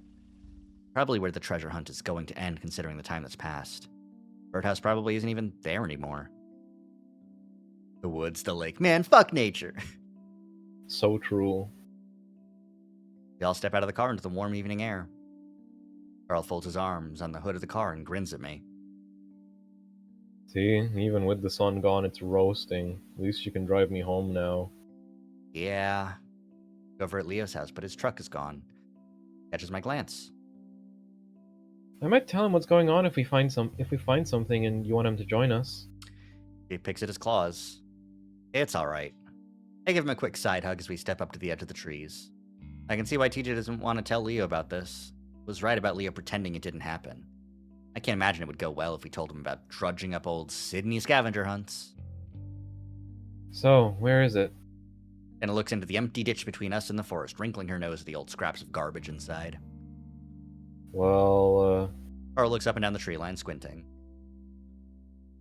it kind of looks different now, but I think it's about here. It's only like 10 feet in, right? Carl looks at me. That sounds about right.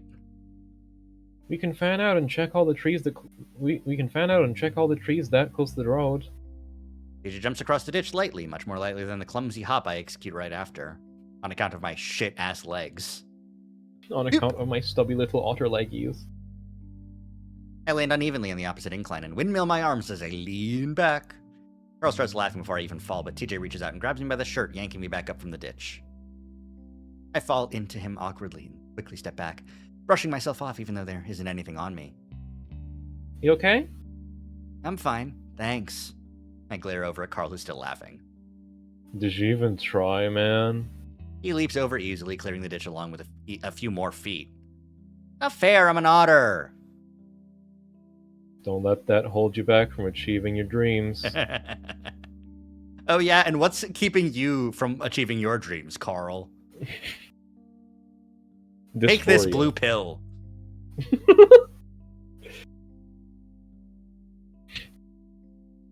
Janet likes to delicately step around the garbage before climbing up the other side. It's okay. You swim better than any of us, Chase. Including Sid. Shut Yep. I sigh. Thanks, TJ. I turn back to the forest, which is much darker as the light struggles to filter through the branches and leaves. Well, let's start before it gets too dark. Yeah, how about like a flashlight? Did any of you idiots bring one? As we spread amongst the trees, I'm struck with how quiet it is. The only sound is the crunch of our feet on the dead vegetation, and that starts to fade as the others move further away from me. I zigzag through the trees, trying to get a look at their full circumference. From what I remember, the birdhouse was a plain wooden thing that hardly stood out from the trunk that it was attached to. We might not see it even if we were looking right at it. Well, it's been a long time. Walking between these trees does bring back some memories. He stopped coming here after what happened to Sydney, mainly because this was his favorite place to hang out. He liked to play capture the flag here. I can still remember how fast he was, how I'd only catch glimpses of his tail between the trees before he disappeared with the flag. His team won almost every time. Summer of 2002 was the last time we played. Sydney had even been getting along better with TJ then. It might have been the best summer of my life. Until it happened. Almost like Echo saw us having too much fun and wanted to end it. For good. Sydney had still been a dick, though. The image of Sydney whipping TJ mercilessly with the towel we used as a flag comes to mind. I move closer to the edge of the tree line before slanting back in again. Looking up between the branches, I see that the sky is a darker blue now. Pretty soon it'll be pitch black. It was about this light the last time I was here. When you saw the hanging person? I'd come alone when I was 10, maybe 9? It's hard to remember now, but I think I'd gone there because I was sad. I'd had good memories of the forest, so I thought going there might make me feel better. And you were sad because Sydney died, which means that there's no way Sydney could have known about the fact that you saw a dead body here, but also I was standing in the Mhm. forest waiting to see if I did feel better. Happened, so I had sat down on the leaves and started crying. I was there for maybe 5 minutes before I heard some branches creaking above me. I had looked and saw feet swinging around. This confused me, so I stood up and backed away, staring up as I slowly realized I was seeing a fox being hung by its neck. I can remember the way he looked, his overalls and his white shirt. Head had been tilted down toward me, tongue lolling out of his muzzle, his eyes blank. I remember what looked like pinkish red blood on the white fur of his cheek. Ugh. I guess, yeah, if your neck breaks. Yeah. Anyways, I Yeah. am feeling worried. Then I tripped over a branch, and when I looked back up, he was gone. I can't remember much after that, except that I'd gone home and told my parents. That ended up with me seeing a doctor. They never found anything wrong with me, at least anything that might relate to seeing things. And then we were told that sometimes kids hallucinate, that it would stop happening as I got older. I hugged myself, feeling cold and a little scared now that I've brought up that old memory. Well, I know that I was at the age where kids hallucinate most often. I still can't get out of my mind how real it had been. Still, that's not exactly what's giving me the chills right now, because I just realized that that had been the summer after Sydney passed. That's why I was sad, because I remembered how happy the summer before that had been. What Sydney wrote doesn't make any sense. I'm going crazy. The creek behind me makes me jump and I whirl around, eyes scanning the branches, terrified of what I might find. There's nothing there, just branches creaking in the wind. I stare for a while longer before a shout from down the line of trees makes me jump. I found it! It's TJ's voice, high-pitched and excited. I shake myself out of my trance and start jogging towards where the lynx's voice came from. Maybe I've confused things, I'm just remembering things incorrectly. It's the only thing that makes sense. Come up on the lynx, Carl and Jen are already there, standing around a tree trunk. Sure enough, a little wooden birdhouse is tied to the trunk with rusty wires. I can't believe it's still here. It does look pretty beat up. Jenna points to a little wooden plug in the opening. It's closed up. Think it's been closed this whole time? I don't know, maybe. TJ pokes the plug with a claw, then grips around the edges with all of his claws before gently pulling the wooden cork-like thing out. A thick, sticky-looking trail of cobwebs follows it. Ah! We all stare into the dark hole that's revealed. Hole? Hole revealed. Hole Hole revealed. reveal. Hole reveal. Hole reveal. Hole reveal. Hole reveal. Hole reveal. That's what TJ saw. Chase, you want to reach in there? I'm sure there aren't any spiders. I shiver involuntarily. I don't really want to either. Oh, and Jen is like, oh, you fucking pussies. Jen decides before pushing past TJ. Bending over, she picks Out up of a my twig way, and gay boy, I'm about to get it. I am infected with poison ivy.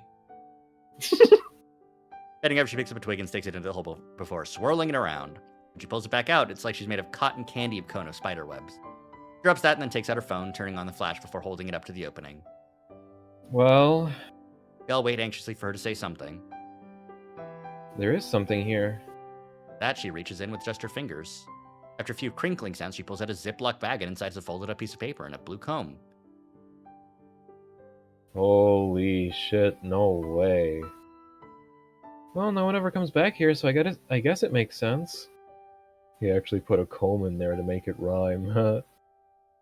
And it makes a few jerking motions away from the birdhouse to get rid of the cobwebs. He looks around and sticks it out to me. Since you read the last one. Okay. He glances at TJ, but he doesn't make any indication of that he might want it. The bag is covered in what looks like dirt and cobwebs. A few clumps of both dangle from the bottom. I open it carefully, and when I pull out the paper, I can tell that it's been wet a few times. The bag. It's still a little crumpled, but when I unfold it, the water damage isn't bad enough that I can't read it. Still, the paper immediately splits in two this time, and I have to hold them up together as I read it. It's dark to the point where I have to have Carl hold up his phone to give me some light. Good job, but that was a little easy, right? Next, we will find out how brave you are. I know this was already a scary test for Chase, but that doesn't count. Remember? Do you really remember? Yeah, that's not quotes, that's... Get a flashlight and make sure Leo is with you. Here it is. Stay in school, it will be cool. We'll have fun in 301. I hope you don't die. Dead. We're all quiet for a moment, then TJ giggles. I look at him, but he's covering his mouth with the hand so I can't see him smiling. That's not really a riddle, is it? Nice smile. Go easy on him. He was a kid. Sorry. So the old school in room 301? I assume that's what he meant by a test of courage. Shoot, he went in there all by himself. I wouldn't even do that now. Yeah, that is a little weird.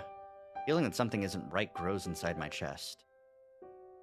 Well, we have to break the law to get in there. We'd be trespassing. And it glances at TJ because we all know the Lynx wouldn't dare break the law. Besides, it's getting late. Maybe we can go check it out tomorrow. One of us can go in for you, TJ. TJ looks up at the sky where stars are starting to twinkle through the branches. Well, if we're gonna trespass, we should do it at night, right? Then his mouth falls open. Corruption arc. Corruption arc. Chase, what did you do to this boy? Do it again. What? TJ looks flustered. I mean, we don't have all that much time left here, so we should probably get as much of it done as we can. So, we're okay with breaking the law? Well, yeah, if it means we can finish this. We all stare at him. I don't know what else to say. I just really want to get this done. It feels right. Wow, TJ, that's the opposite of what I feel. Anyways. We're quiet for a moment before Carl claps his hands together. Well, alright then, let's go. I've still got a few hours before I'm going to bed. Dennis still like this. Shell shocked at breaking the law, TJ. Yep. Corruption arc. Dennis sighs loudly. Alright, but I want to get back before 10 so I can finish my papers. Yeah, don't worry. Onward. Carl marches ahead of us, taking a running leap to cross the ditch. I look at TJ, who's still looking fidgety again. Hey, we'll finish this before we have to leave, okay? TJ gives me a small smile. Okay. Oh my fucking god. What? You didn't tell me it'd be a scary game. You didn't tell me it'd be scary. Don't remember if you did. You might have. I might have just forgotten. did? Okay. No, Psychological horror. to You did mention it, and it's in the I swear to God. I swear to God, I talked several times about how this is a scary game. On the page, it does say psychological horror. Yeah, you got tricked by the furries and thought it would just be gay furry game. No, I think I just forgot because I'm stupid. Very different. Very different scenario. So true. Anyways, I have a friend here to help me through it. Get spooked? No, don't. Don't spooks me. I think in the entire game there is only one thing that I would classify as a jump scare. Well, warn me about it. If I remember, like when it specifically comes up. You have the game, and you'll be pressing the buttons before I do, so you'll get the. Oh, you're right. Actually, you'll get jump scared before I'll hear you go. I'll hear you yelp, and then I'll go. Oh right, okay. Oh fuck. Chunt scare. Yeah. Collect my pages, Sid. Fuck. Chaz. That's really funny, and I can't explain anything. Good. It's good.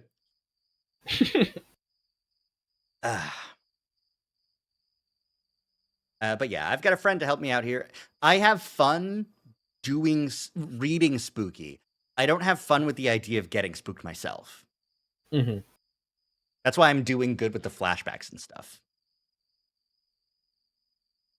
But now it's like real and scary. You're welcome or sorry. Listen, I'm doing my best to keep it at an acceptable volume. And we all everyone pet this dog. Yeah. Metaphorically. Yeah, because the redeem isn't on. Don't actually do the redeem because I don't have my model up right now. Yeah. But like, subscribe to Amberion on Twitch, I guess. So true. Give me money. True. Give me money that I can buy burgers with. The burgers help with the silence. So true. You can't be loud if you're eating burger. Well, I guess you can be loud if you're eating. If it's like a really good burger and you're just like, oh, this is the best burger. You have no idea how loudly I can eat a burger. Did we? We did get burgers in Japan at Yeah, we did. Nintendo. Right, we got Nintendo Burger. We It got sucked. Nintendo Burger. It sucked. It was bad. I didn't like it. It's probably I was watching Jacob Alpharad's video and he was like, "This is the best burger I've had in Japan," but it was still like an okay burger. Yeah, We had McDonald's too, but that was like, you know, we got McDonald's Japan. yeah, it was Evangelion themed McDonald's Japan. Yeah, they were doing the Evangelion collab. Not like we None of had those good burgers are food worth there. being loud over. Yeah, we had good food there. None of them were the burgers. We had like I think the best food was that fucking steak. That like yeah self-grilled the steak. yeah the fucking yeah we had that was like that was at Akihabara, right? Yeah. The oh god, I don't remember what it was. They're doing a cool thing with Takara now and giving it like high quality, not Hot Wheels. Awesome. Awesome. Um, But yeah, there was like grilling your own steak, like breaded steak, like it's tonkatsu.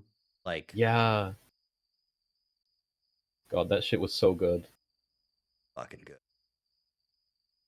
Fucking konbini food, Oh also yeah, just we had enough insanely Fami high Chiki. quality. Like it's insane how high quality the food at the fucking convenience store is. Like I've never in my life been able to get fried, boneless, dark meat chicken. man, take me back. Oh sevens, we're going back. We got to go back. I'm on the other side of the wall. Like I'm fucking Hannibal, let me in, or no Andre. no I'm fucking I'm banging my palm on the wall and sobbing, crying like Rose Tyler. I was about to fucking say the. You're the Rose Tyler, and Japan. The Fami Chiki employee is the doctor. Yeah. Stoically sad against the wall too. Yeah. I still think Anyway. about the employee at the Pokemon Center, who saw all my Gen 4 Pokemon stuff that I got, like all the Piplups and Shinx and Dialga stickers, and was like, Sinnoh. And I was like, yeah, it's my first game. And she was like, mine too. And like pulled out like a little carabiner with Piplup on it. That was like not a part of her like work uniform. Yeah. I love all the employees at the Pokemon Center that were forced to witness my stupid furry t-shirt of a buff shirtless Doberman. Yeah, that's awesome. We went to the Pokemon Cafe and the Pikachu, the fucking chef Pikachu performer had to see that. Well, you It see, was I bet the they only- just thought you were there for the convention. Because that was also happening at the same time. Oh, you're so right. Where is JMOF?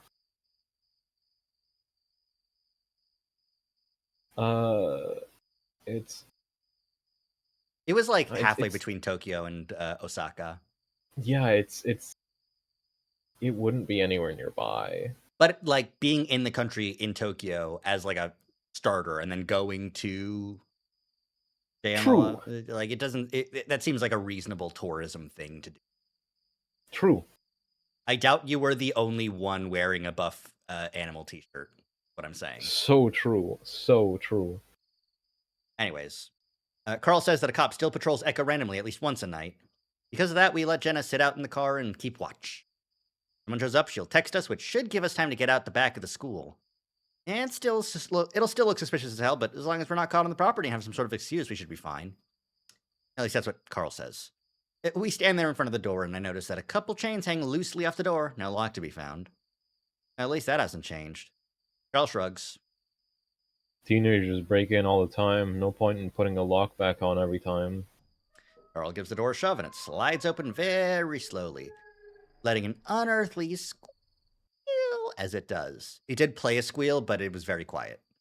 The three of us stand there staring into the darkness. Did somebody say the door to darkness?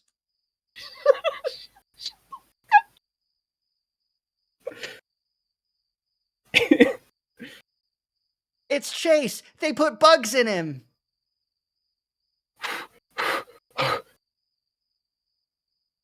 I am making this as That's hard going as in the possible. compilation. That's going in the compilation. That's going in the compilation of prescient sentences alongside copies are monochrome. Yeah. The fucking Kevin MacLeod music clip highlight reel of all the times Zach predicted the future in Echo. Yeah. Yeah. No, not Kevin MacLeod music, but like Mario music. Anyways, TJ Fitzich next to me. Having second thoughts? No. His voice comes out in a crackly squeak that Carl snorts at. Just so dark. Nighttime has a way of doing that, my man. Good thing I charged my phone before we left. Carl takes out his phone from his pocket and holds it up before turning on the light. Mine's almost dead. You can share. Mhm. Chunter takes every opportunity to be the hero for TJ specifically. Mm-hmm. Is why he killed Sydney. Yep. His ass His is ass not is prepared. not prepared.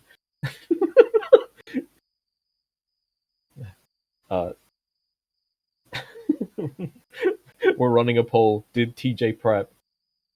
TJ carries an enema kit with him at all times.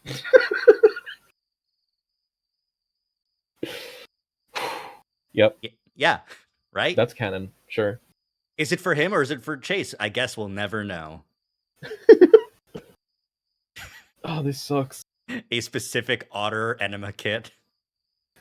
Shut the fuck up. Sparrow, shut the fuck up. Anyways, Carl sweeps the light inside, revealing graffiti-covered walls and dirt-covered floors. Nice. I look back and see Jenna staring at us from the car. Gives me a thumbs up. You got this, guys. I inhale deeply. Well, let's go. I take out my Why own did you phone get and so step serious? inside, and TJ follows me. Why did you get so serious at me? I didn't get serious at you, it's just that I can't yell, so Yeah. I'm trying my best to control my volume, and in doing so, I'm This being is the best. extremely serious. It's the best way of doing it is the, like, instead of screaming, just going, I can't fucking do this right now. Homestuck 1984. Yeah. God damn it. There is a streamer. It flashes so hard. There is a streamer that I saw on my timeline who's reading through Homestuck right now on stream and just got to Cascade. Oh fuck! And just him like sitting there like completely fucking like blackjaw, and then sometimes like sniffling sometimes when like some shit that's either too peak or Jade dead. My god. It's good. Rewatch Cascade. It's better than you remember. Imagine witnessing Cascade for the first time. I don't need to. I did it already. God. Sitting there, probably, yeah, that's probably where I was. In a shitty IKEA desk in a townhouse, on a bad computer, looking at the screen, slack-jawed and wide-eyed as the red miles expand the box of the Flash. God. Homestuck's good. Everyone should read it. Yeah, everyone should read it. Don't bother installing the slur remover. It's good to actually experience it as intended. It's a period piece. It's a period piece. There should just be the Warner Brothers. This is a product of its time warning. Yeah, just like the warning I put, on as the like thumbnail preview for my playlist of old ass YouTube poop. I still think Sweet Bro and Hella Jeff is objectively superior. I think Problem Sleuth might be objectively superior. Hmm. I need to read Problem Sleuth. Oh, you haven't read Problem Sleuth at all. No, I've made various attempts, but never actually got through it. That's fair. Problem Sleuth has the issue where because it's following a bunch of old-timey detective dicks, they have like a lot of comments about dames and the way they're like. Mm-hmm. But it's all played like because the gender binary of that specific era of time is bullshit. Mm-hmm. But they are still like none of the characters in Problem Sleuth are characters. Mm-hmm. Every character in Problem Sleuth is a trope of a character. Mm-hmm.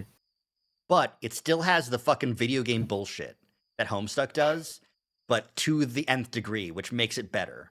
Because Yeah. Homestuck kind of gives up on that because they eventually just go, okay, yeah, we made it really easy to get grist, and the lathes, we found out ways to cheat the system so we can get whatever we want. Yeah. We're not going to do the codes anymore, even though that was awesome and I liked it.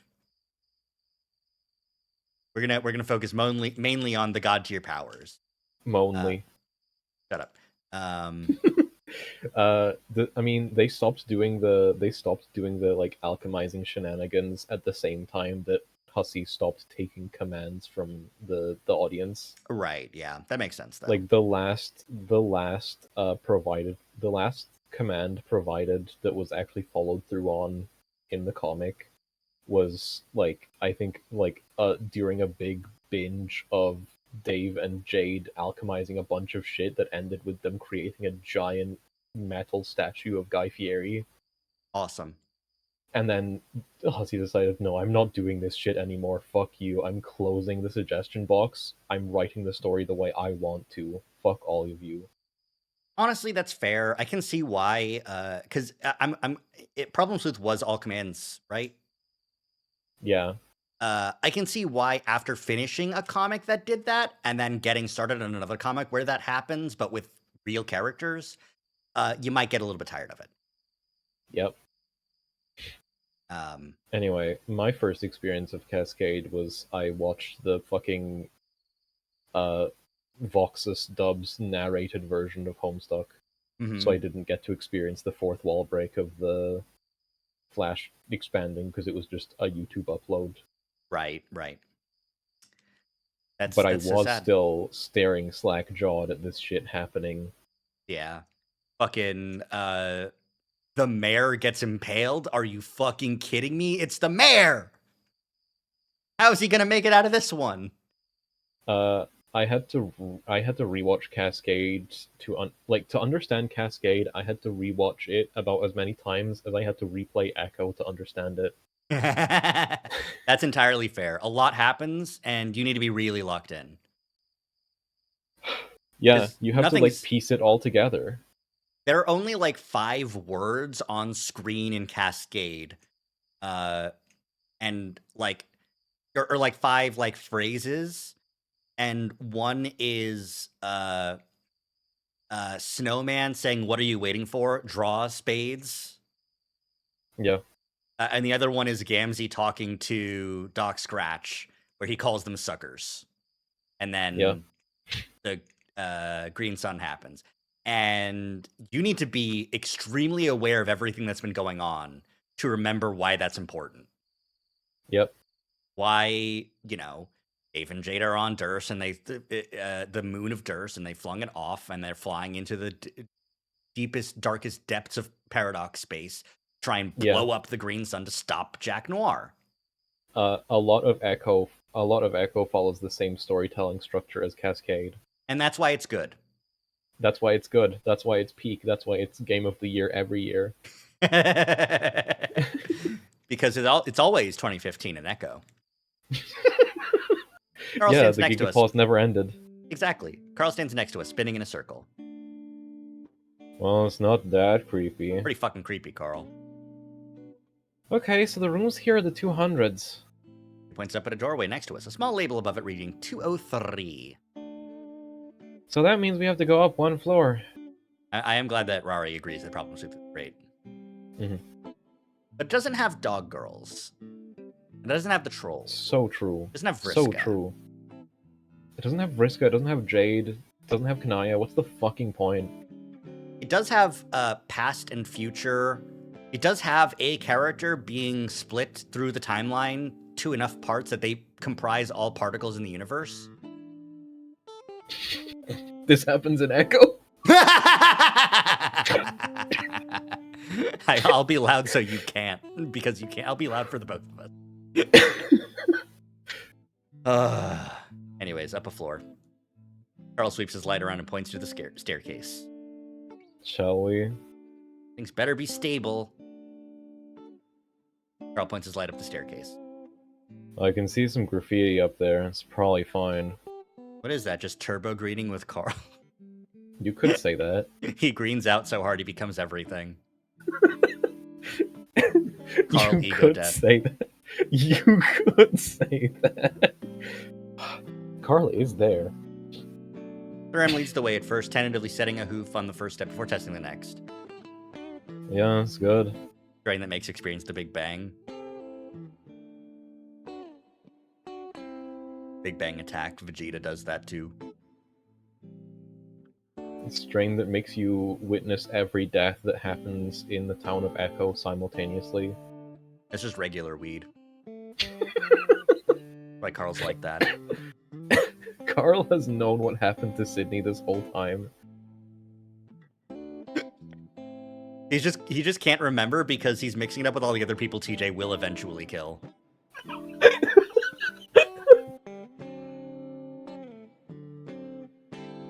And with that, he strides up the stairs while TJ and I follow a little more hesitantly. Why don't they just demolish this place? Heard they wanted to turn it into a museum. Can't see why, though. Carl shines his light on the railing, the wood rotted and broken. Hey, do you guys remember when Chase saw someone staring out from one of the windows up here? Why is Chase seeing all the fucking ghosts, man? Oh my gosh, please don't talk about this right now. Do you even remember that, Chase? Yeah, actually. That was a long time ago. I hardly remember. I do remember seeing a dark form in one of the windows. I'd been positive it was just an object sitting in the room, but I'd wanted to tell my friend that I'd seen a ghost. Nothing like what I saw in the trees. Thinking about it is creeping me out, though. Stop! TJ whines as we reach the top of the stairs then, clearly trying to change the subject, points up at the door. Alright, 305, so maybe this way. Chase, let me see your phone. TJ takes it from me and points it up at the next door over. Yeah, 304, so the last one down. He hands me back my phone and stands there a moment. Carl chuckles. Want me to go first? You scared? TJ glares at him. Come on, guys, I want to get out of here too. Okay. Carl leads the way again, down the hall to the very end. More stuff in the way on this floor with a lot of desks and chairs. Carl keeps his light up, counting down the door. 303, 302. Oh, 30. Fuck! TJ jumps a foot into the air and I point my light at Carl. What? Carl turns around sheepishly, rubbing his hip. Ran into this stupid desk, hurt like a mother. Really, Carl? TJ clings to me, taking a deep breath. But here's the door. Carl points the light back up above the door, and sure enough, there's a 301 up there. And I stand next to him, both staring into the dark room. Yeah, I think this might actually be the room you saw the thing staring at you from. Carl! Carl? Yeah, me and you both, TJ. Solidarity. There's a warning tone in TJ's voice. I rub my chin.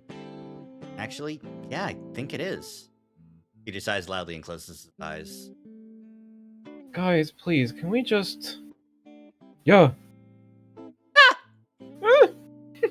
Carl thrusts his hands into TJ's side as he yells, sending TJ into a hysteric fit of screaming and grabbing onto me. I stumble as I try to keep the lynx from rending my flesh with his claws. Oh shit, sorry. Ow! Carl reaches out to, I assume, comfort TJ, but gets a backhand across the face in response. You ass! I watch the two of them with wide eyes, never having seen TJ so indignant. Carl stares back, a hand up to his cheek. Whoa. Alright, let's start looking. As if nothing had happened, TJ takes my phone and strides into the room, his tail twitching in irritation. I can't believe you slapped me. Carl calls after him, but gets no response. I smile, trying not to laugh as I walk past the ram. Can you? He asks me, rubbing his cheek as he follows me in. Hey, you asked for it. Probably not the best time to be scaring him. Yo, whatever. What the hell are we looking for, anyway? I look around. From what I can see, there's not much left in the room. A few desks are pushed up against the wall, and aside from a chalkboard and map at one end of the room, there's nothing else. I go over to stand by TJ at the other end of the room, looking at the desks.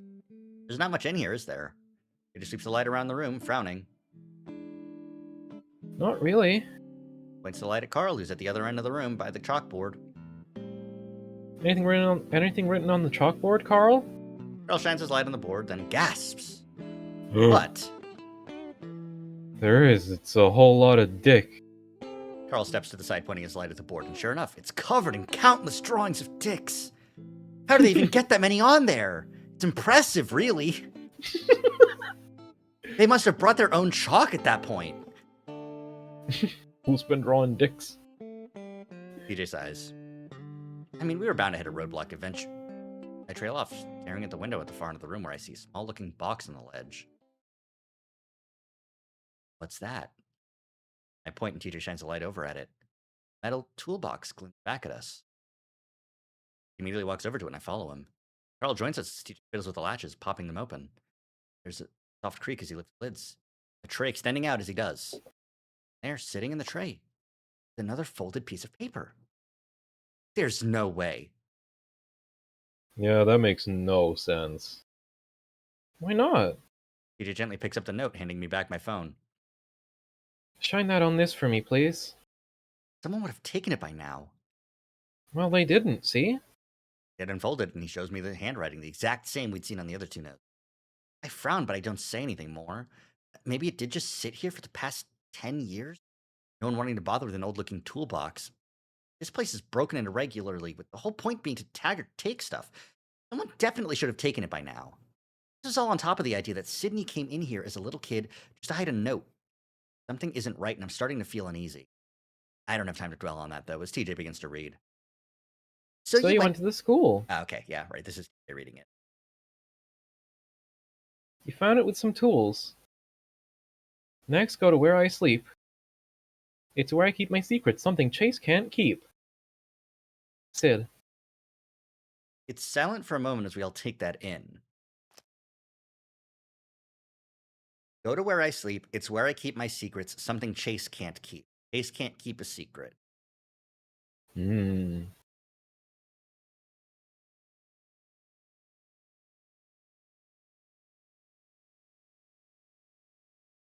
And where I sleep doesn't sound like... The riddle aspect of this does not sound like the place he slept previously. A little bit more like his grave. Because that your secrets go to the grave. It'd be real fucked up. Because he's dead. How's he writing if he's fucking dead? Yep. I feel my face flush and my fur prickle as I wonder what the hell that last line is supposed to be. Carl and TJ don't look at me, but I can sense that they want to. Carl's the first one to make a sound, clearing his throat.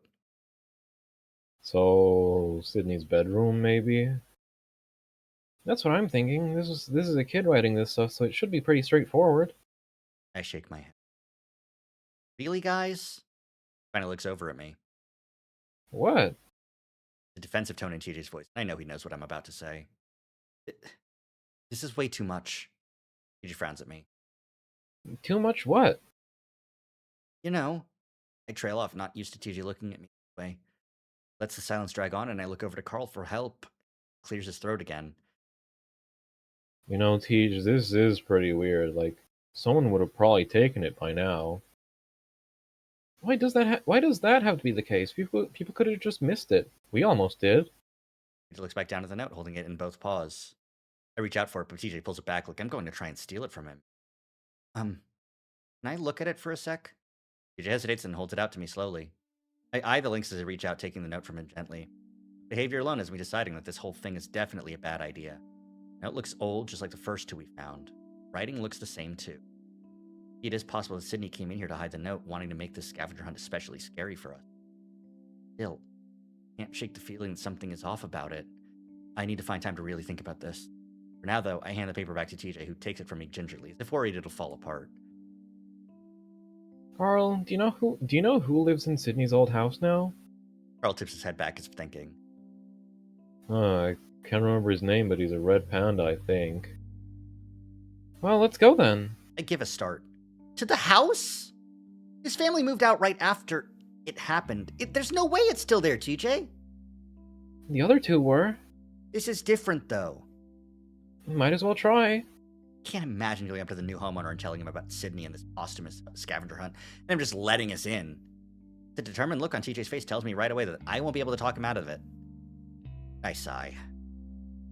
Well, can we at least do it tomorrow? I look at my phone. It's almost 10. He doesn't say anything as he looks out the window, his face barely visible in the darkness. Carl shifts around next to me. Yeah, I'm getting pretty tired. We'll have all day tomorrow. TJ suddenly turns around and heads for the door. Fine, but we are going. I am, at least. Carl glances at me, probably feeling as uneasy as I am. Yeah, I'm coming too. Just think it'll be easier. TJ doesn't respond, and we make the rest of the treacherous journey out of the school in silence. Jenna looks up from her phone as I slide into the driver's seat. Wow, great job keeping watch, Jenna. Yep. Find anything? Yeah. Another note? Yeah. Well, what did it say? I busy myself with searching my pockets for the keys, so Jenna turns in her seat to look back at Carl and TJ. Well, next one is at Sydney's old house. What? Really? Yeah, we're going there tomorrow. She doesn't offer anything more, so Jenna turns back around in her seat and gives me a look. She seems to sense the mood, though, and doesn't question any further. Take the key to the ignition, TJ speaks up again. Chase, what do you mean by you not keeping secrets? A moment of silence goes by before I answer. I don't know, or I don't remember. It's been a long time. They awakening. Lynx's steady breathing. Been tossing and turning for the past 3, trying to get some, but my mind won't settle. The whole scavenger hunt has left me with such a bad taste in my mouth. That it is especially unsettling. I've turned it over and over in my mind, examining it from every angle, and now I'm sure of it. I saw that fox hanging in the forest after Sydney died. That's why I was there in the first place. That's why I had been so sad. I turn over on my side, gripping my pillow in both paws as I stare at the wall, still listening to TJ's soft snoring behind me. How the hell is any of this happening? It's scary, but not because I think Sydney's ghost is writing scavenger hunts or some stupid shit like that. No, someone wrote the notes pretending to be Sydney, then planted them around the town for us to find. That someone is likely one of us. Yo, Carl, Jenna, Flynn, or even TJ. Are any of us sick enough to do something like that? I know someone who's sick enough to do that. Hmm. And that's the person who goes on night walks, doesn't remember them, tell anyone about them. So who?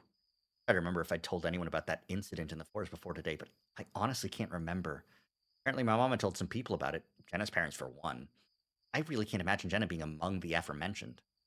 Whoever's writing them seems like singling me out too, mentioning the forest and how I told secrets. I roll back to stare at the ceiling and start wondering about TJ. Been acting really strange the past few days. His bright, cheerful demeanor almost completely gone after we started the treasure hunt. I guess it's possible that he's upset enough to do something that's as crazy as this. Make him feel like he's connecting to the person he'd watched die over a decade ago. He did it a long time ago, and it's only now that we've come across them? He can't remember because he buried those memories? Papers do seem pretty old. I can't shake the feeling that this person has it out for me in some way. Think about how Carl was the only one to find the first letter. But I almost immediately dismissed the idea that Carl might be involved. He would have no reason to do it. Unless another person I can even imagine doing this is Flynn. One most upset about Sydney's death, aside from TJ. Carl and Flynn seem to have grown pretty close over the past years, though. Could the them be involved somehow. Pretty suspicious that it would just show up in Carl's basement. I roll back to my side, preferring to stare at the wall. I don't like suspecting my friends like this, but the whole thing is messed up on so many levels. I'm really worried about TJ. Depending on how this all ends, make things even worse for him. Considering how Flynn treated TJ at the river, I wouldn't be surprised if it's leading up to something terrible. Top of all of that, there's the insidious way that these rhymes refer to me. Said that I'm going to have to do something after we find the next note, depending on what it says. Even find it at all. I'm hoping that we don't.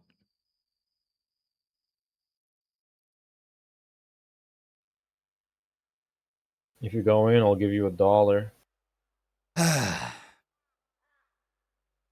No. $5. Cute hoodie. Yay. Super Yay. Wolf hoodie. W. He's Wario. Yeah, Wario. That's what it stands for, not women. Haha.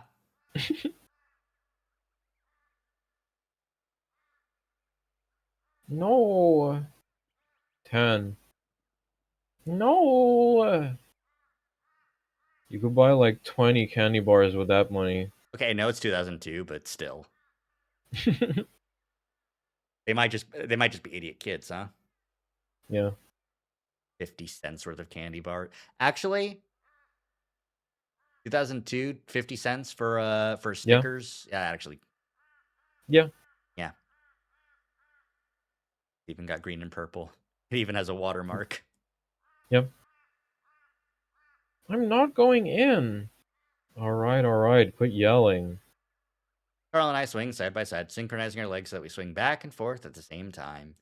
As always, it doesn't work because Carl's so much heavier than I am, and physics is different, so, you know. The wind feels good on my fur, finally cooling me down after being out in the heat all day. Toby sits on top of the slide next to us, watching with a bored look on his face. It's my turn, Chase. In a minute.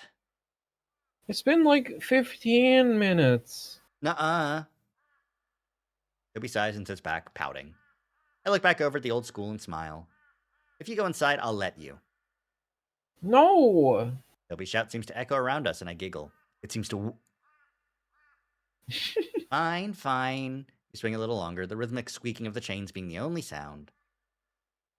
When's Sydney coming back with the popsicles? He's taken forever. Maybe his mom caught him and made him stay home. Ugh. Carl leans far back in the swing, and I feel the entire thing shift around. Wonder if it's going to collapse. We should go to your house, Chase. It's too hot. I want to swing! I lower my feet and let them kick through the dirt as I slow myself down, sending a cloud of dust in the air. Talk about Sydney reminds me of something. Something I've been told about yesterday, and now that he isn't here. Hey guys, my mom told me something about Sid yesterday. Oh no. Mm-hmm. Uh-huh. Toby already slid down the slide and walked out next to me, holding one of the chains on the swing as he tries to push me out of the seat. Don't push me, Toby. Don't you want to hear it? It's a secret. In between the two swings as Carl kicks his hooves into the dirt next to it. Very funny that the secret is told to TJ and Carl.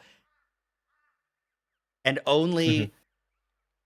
This isn't even something that Chase remembers. This is something the ghost of Sydney remembers, specifically.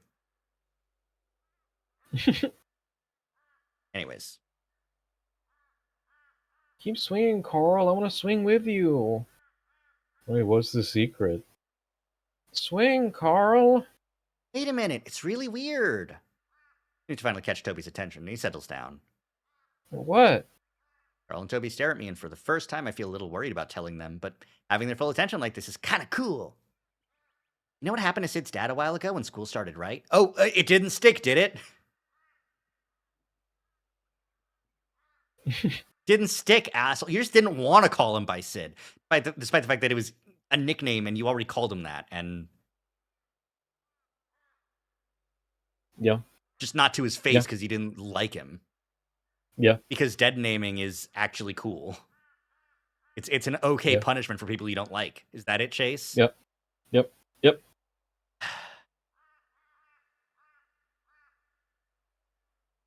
Yeah.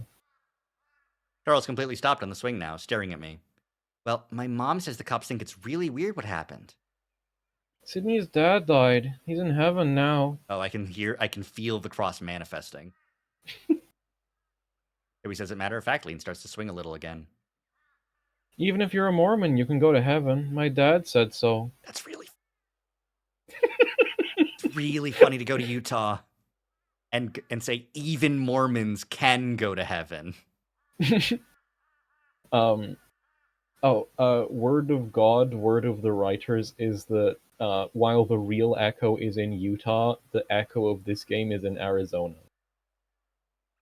Okay. Still close I enough for think, Mormons to have a presence. yeah. The explanation given by Howley is that he just thinks the desert in Arizona looks better. That's fair. It does. With the exception of the salt flats at night. Yeah. He was in That's Ori the whole time? Yeah. Yeah. Umbreon and Espeon are gonna show up any second. The lake parts and from the depths rises a Jolteon. Yeah. I held my breath for 13 years. It was Sydney. No, Sydney just was going down there and saw a Jolteon. They hung out. Yep, they were hanging out. They're hanging out. Yep. Yeah, but do you know how he died? Start whispering and look over my shoulder at the dirt road to see if Sid is coming. It's empty for now. He accidentally got shot when he was hunting with Sid. That's what the adults told us, that he was accidentally shot, maybe while he was loading his gun. My mom said they aren't sure if that really happened, though. What do you mean? Toby seems to have taken interest again and stopped swinging, staring at me. Well, maybe Sid did something. Carl frowns. Like, Sydney did it? I mean, I don't know, but my mom said to be careful around him just in case. Toby's eyes suddenly widen even more as he suddenly understands. Sydney killed his dad? Shh! Toby flinches as I grab his muzzle with one paw, squeezing it shut. Yeah, you can do that to dogs, huh? You have to keep it a secret! Toby just sits there staring at me. Carl does the same. I kind of wish that I hadn't told them. They don't know, though. My mom just said to be careful. That's it. It might have been an accident. Talk kind of fast, like I'm trying to take back what I just said. I let go of Toby, but he just sits there and doesn't swing. Carl just stares at the ground, then his ears flick up. A few seconds later, I hear scuffing footsteps making their way up the dirt road, and I turn around to see Sydney jogging towards us. His arms are filled with colorful ice pops wrapped in plastic. Hey, sorry, I had to go to the basement freezer to find some. They're Super Wolf Pops. Stumbles up next to us, kicking up another cloud of dust. Stands there for a second, breathing heavy, sweating through his thick fur. Grab one? Three of us reach out automatically and take one of our own. Mine is partially melted already, blue liquid pooling at one end of the plastic. Sydney frowns at us. What were you guys talking about? Nothing. Carl says it almost before Sydney can finish his sentence. Sydney glares. Yeah, right. What were you saying about me? Sydney turns on me and I just shake my head, busying myself with opening the plastic. And Sydney turns to Toby, his glare turning into a smirk. Alright, Tobias, you'd better tell me what you were talking about. Would they have been Otter Pops? Yes! Yes! Yes! I feel my stomach turn even as I open the package and turn it upside down to pour the sweet blue juice into my mouth. Tell me or I'm gonna wrestle ya. Then he goes to Toby with his paws up, baring his blunt claws. Toby eyes him for a moment, but once Sydney gets close, the lynx twists out of the way like only a cat can. Very interesting that Sydney's claws are blunt. I don't know much about otter physiology or how sharp their claws are, but I feel like they're normally sharp, and TJ's claws are sharp enough to break the skin now as an adult. So I'm not sure if that's a child thing for protection for kids that roughhouse, or if it's a Sydney thing where they file down his claws because he's an asshole. Interesting. Very interesting. I also love the hoodie that's specifically built for horns. Oh yeah, absolutely. The little loops. Yeah, the little buttons. Don't touch me! That's very interesting. I wonder, like, considering how many animals here have really big ears, it's very interesting to imagine hoodies being invented, you know? Yeah, Like, I get the whole, like, pulling them up and then having the buttons, but yeah, I anyways, yeah, can you just apply the human trait of sweating over the whole body? Well, yeah. yeah. Girls hoodie looks really nice. I want it. Echo merch when?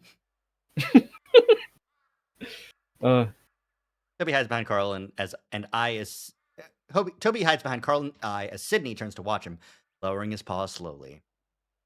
what's wrong? Doesn't say anything, standing behind me quietly. Feels cold ice pop pressing against my back. We stand in silence for a while, and I can see Sydney trying to figure out what's going on. Try to think of something fast. Hey, let's go to my house and play on the trampoline. Yeah. Carl hops out of the swing and starts walking toward the road. I follow him as Toby clings to my side. He doesn't follow, and after a moment I turn back to look at him. Staring at me. What? He goes on glaring before throwing his ice pop into the dirt and running past us. You guys suck. He runs up the road and back toward town, disappearing into the bright sunset.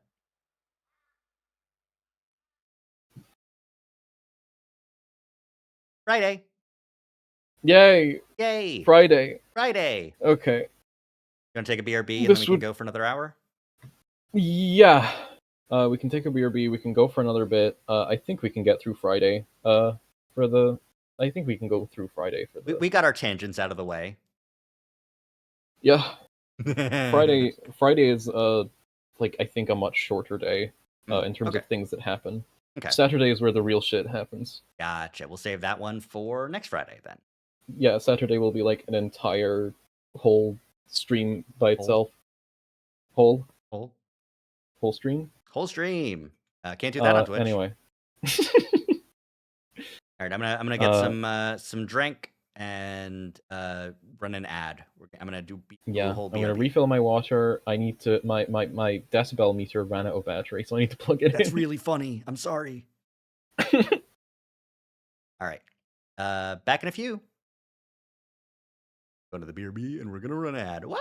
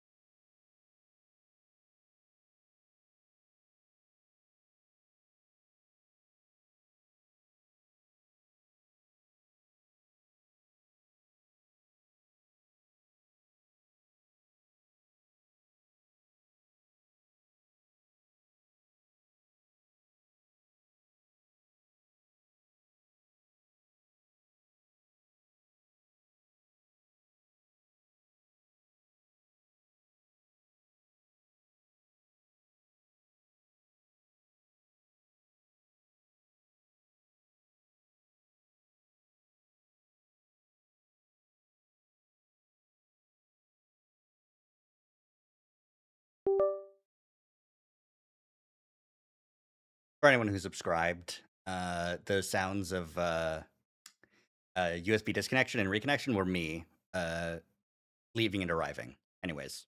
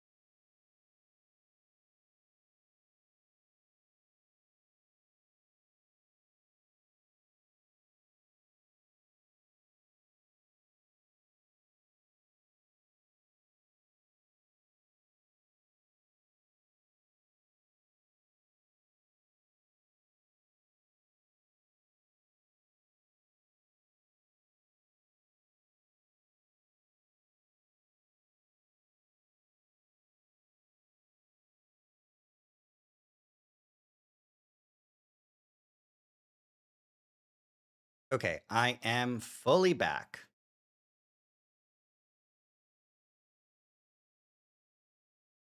I'm also back. Yippee! I've got more water, and I plugged in the decibel meter. Yo. Cheers. So true.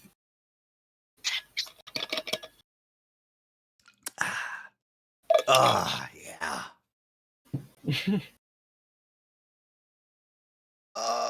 Yeah. All right. Back at it again. It's Friday, got my hat on backwards, and I'm ready to fucking party. Mm-hmm. Thunk. Mm-hmm. The Leo. weight of the low hanging garage is the weight of Chunter's sins. The weight of Chunter's ass. I want him to be flat as a fucking bull. I want him to have nothing. I want everyone who's attracted to Chunter to be like head in hands. I can't believe I'm gonna fuck this thing. And then God, like you're so right. Everyone else going, you don't have to, and they're like, no, I'm gonna.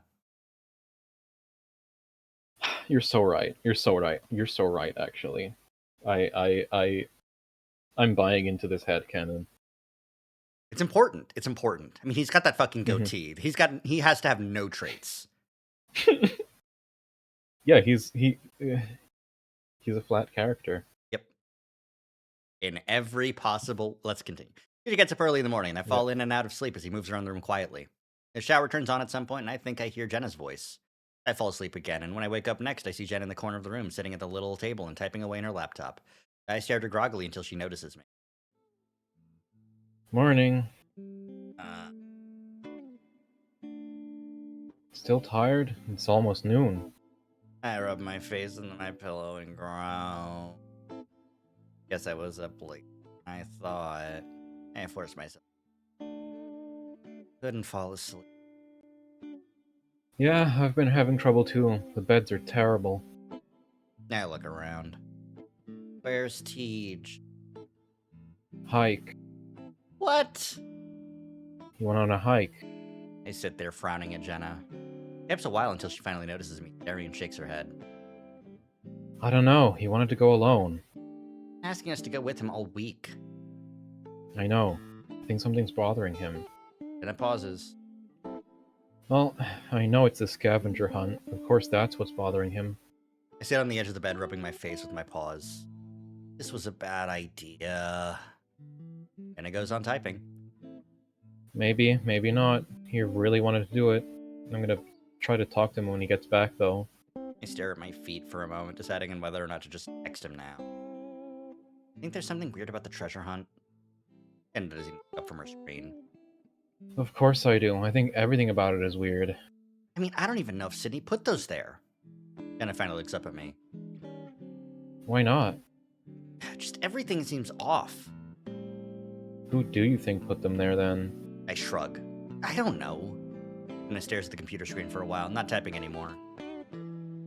Well, the whole reason we're doing this is because of TJ. This seems to be what he wants to do. And even if it was someone else that left him there, if it's gonna help him, then I'm gonna help him with it. And it shrugs. And in the end, all it is a treasure hunt. I'm just hoping that it ends at the house. Yeah. Jenna goes on typing, apparently done with the conversation, so I finally get up to go to the shower.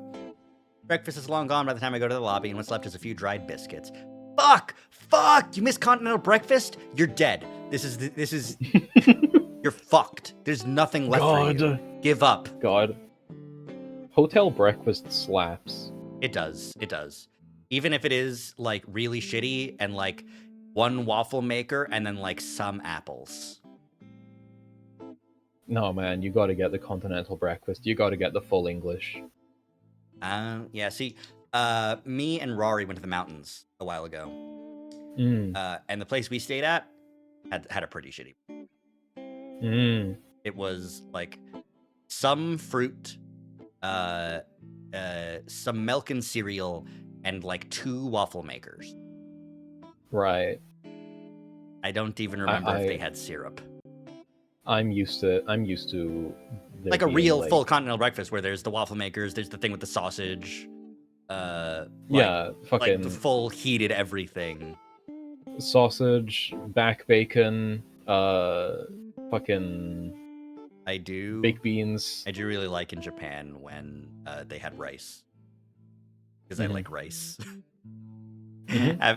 Waking up, going to the lobby and having a fresh thing of fucking rice and eggs. Fucking great, fucking awesome. I don't need to cook them myself. That's awesome. I know So it's just cool. rice and eggs, but it's really easy to make. But Echo Japan. There's no deserts in Japan. But you could absolutely. I'm thinking now of the echo that takes place in a rural, like, mountainous Japanese village. Yep. Where everyone's it's exactly moved to the Tokyo. same. It's like the story and the plot is exactly the same. Yeah, the lake. Yeah. Anyways, Chunter misses out on biscuits. I have to go to the diner instead while Jenna opts to stay in the room to finish her paper. I sit at my usual booth in the corner of the diner, half-heartedly flipping through the menu. Janice comes over to take my order, and my short answers to her pleasantries keep her from being too chatty. Man, Chunter, you're a bitch. There's no wonder Janice actually likes TJ and not you. Also, didn't Janice say that other guy would be working today? Yep. Very chunked. What do you picture? What do you picture when That's you a very type that funny emote? redraw of Chunter's, like, image. Chunter's default sprite. Yeah, arms crossed. Do they give you the goatee? That's fucked.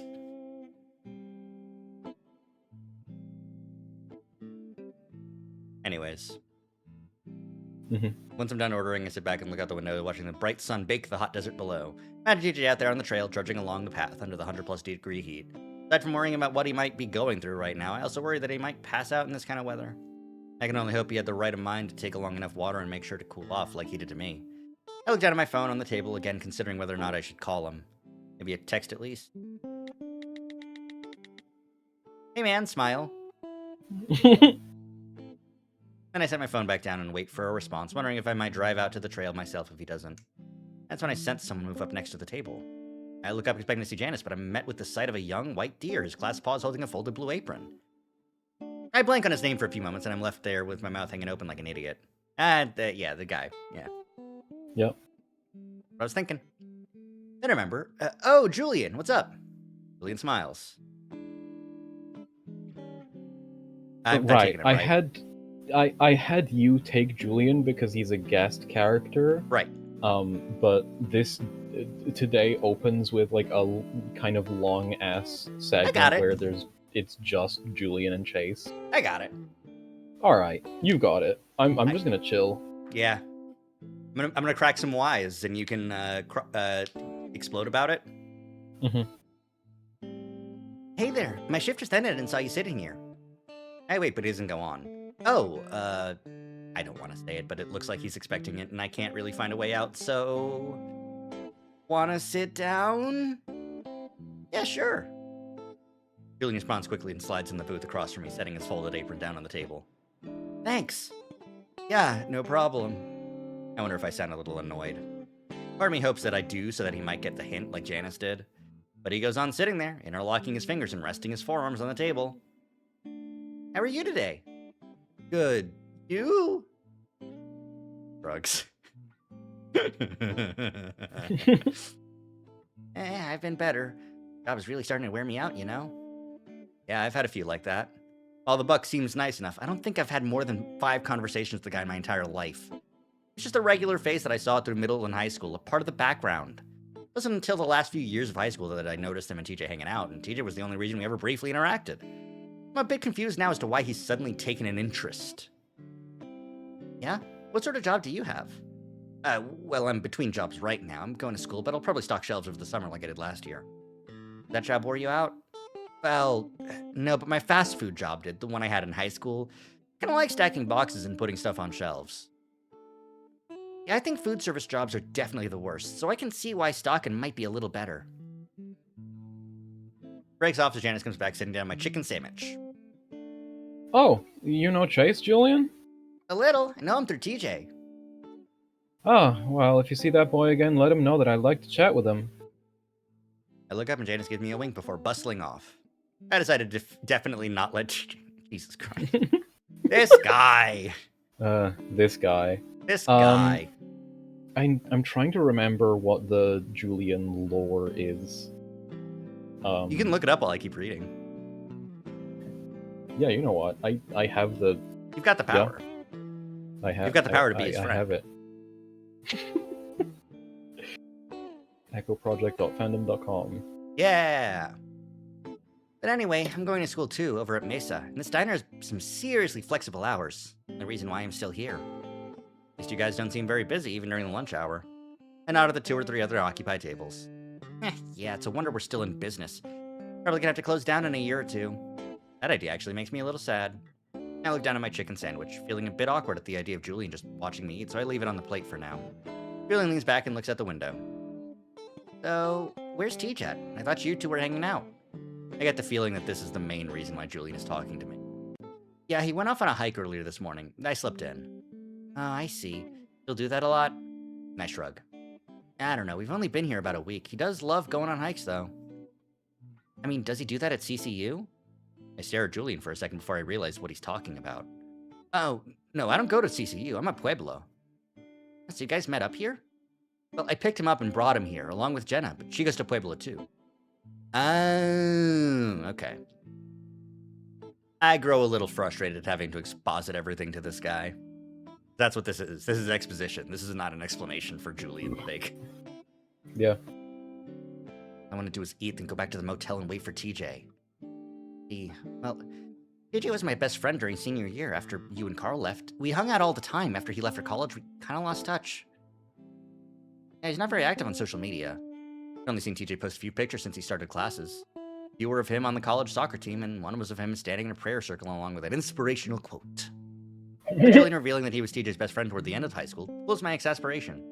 I suppose he does have a reason to know what TJ might be up to. Kind of depressed right after graduation, so I've been a little worried about him. Depressed? That surprises me. I've never known TJ to be depressed.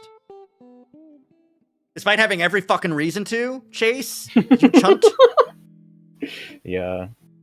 Sure, he's been sad before, but not outright depressed as far as I know.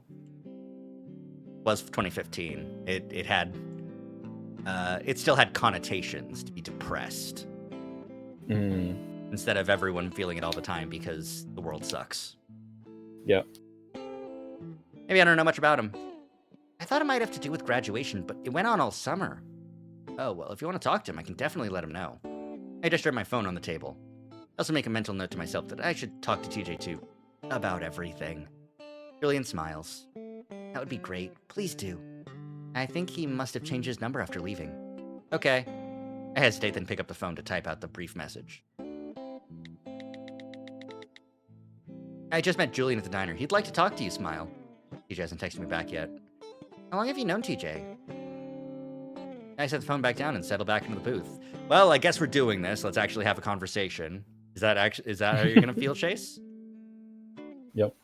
Since he got here in like 2001, so 14 years ago? Wow, it's a long time. Yeah, it really is. You guys always been good friends? For the most part, I had times where I was kind of a dick to him, but he's always been a good friend to me. I see. Yeah, we all went to the same elementary school, but it wasn't until junior high that I met him in Bible study. Oh. Catholic dear. Or Christian dear. Yep. Ah. Chase immediately shuts back up again. Of course. I always knew about you guys, though. The Echo Kids. Yep, that was us. The weirdos. Julian glances around before lowering his voice. It's a mean thing to say, but this town is kind of messed up. A lot of weird things happen here. I can't argue with that. Julian looks around again, biting his lip. Then he lowers his voice another notch. Hey, so this is gonna be a bit weird, and I don't want to offend you, but it's something that's bothered me for a while. I eyed Julian warily. Yeah? DJ told me what happened at Lake Emma a while back when we were talking about death and heaven. I feel a little chill go up my spine. Well, he never actually told me about what exactly happened, but I can tell it really affects him. He pauses, but I don't say anything, keeping my eyes fixed on the table. You don't have to tell me, and if it makes you uncomfortable, please don't. But I feel like if I have a better idea of what happened, I might understand him a bit better. Julian brings his interlocked fingers up to his chin to rest on. I'm not going to ask him to tell me, of course. I know it was a long time ago, but I know you can carry stuff like that around for a long time. So if you're not okay with it, then please just let me know and I'll change the subject. I contemplated for a moment, wondering if the buck is out of line to be asking about such a thing. I decide he isn't. He's one of TJ's best friends, so in a way he's sort of connected to it. So I guess he does have a reason to know. Hey, but please don't bring it up with TJ. Like you said, it still really affects him. Never. Julian looks at me solemnly. I think for a moment, gathering my thoughts. It's been a long time since I thought of the story from the beginning to end. It was around August, I think, 2003. It's a little bit hard to remember. What I do remember is that we'd all gone down to the lake to swim like we did almost every week. Little spot where the beach kind of curves in and it's mostly sand and shallow water. That's where we'd usually hang out and swim. Even though the water was always sort of stagnant there, it was at least safe and warm compared to the rest of the lake. I think at some point one of us wanted to go and skip rocks. We had to go further up to the shore to do that, and Tito was more interested in building sandcastles. So he stayed behind while the rest of us went up to the beach to find the rocks. When you go up that far, you can't really see that spot anymore, so I'm not completely sure what happened. I vaguely remember looking back at TJ as we went up the beach. Link's bending over his castle, the back of his wet swim trunk covered in sand from when he'd sat down. Sydney went with us. I at least remember that, but while we were skipping rocks, he just sort of disappeared. Glance up at Julian for a moment and see him listening attentively before I look back down at the table. Anyway, we heard some splashing and some shouting from TJ, and we all ran up to the beach to see Sydney floating out in the lake. I swam out there and got him. Wait, though. I don't mention the part where TJ was crouched in 3 feet of water staring at Sydney's body floating 20 feet away from him.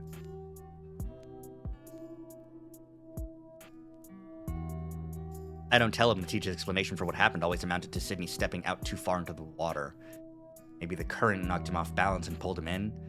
We'd even said that it almost looked like an invisible shark had grabbed Sid and pulled him out.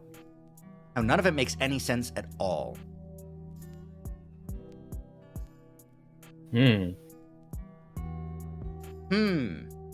Slenderman got him.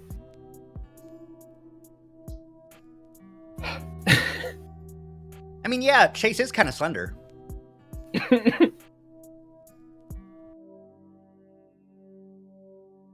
No, that's what it does.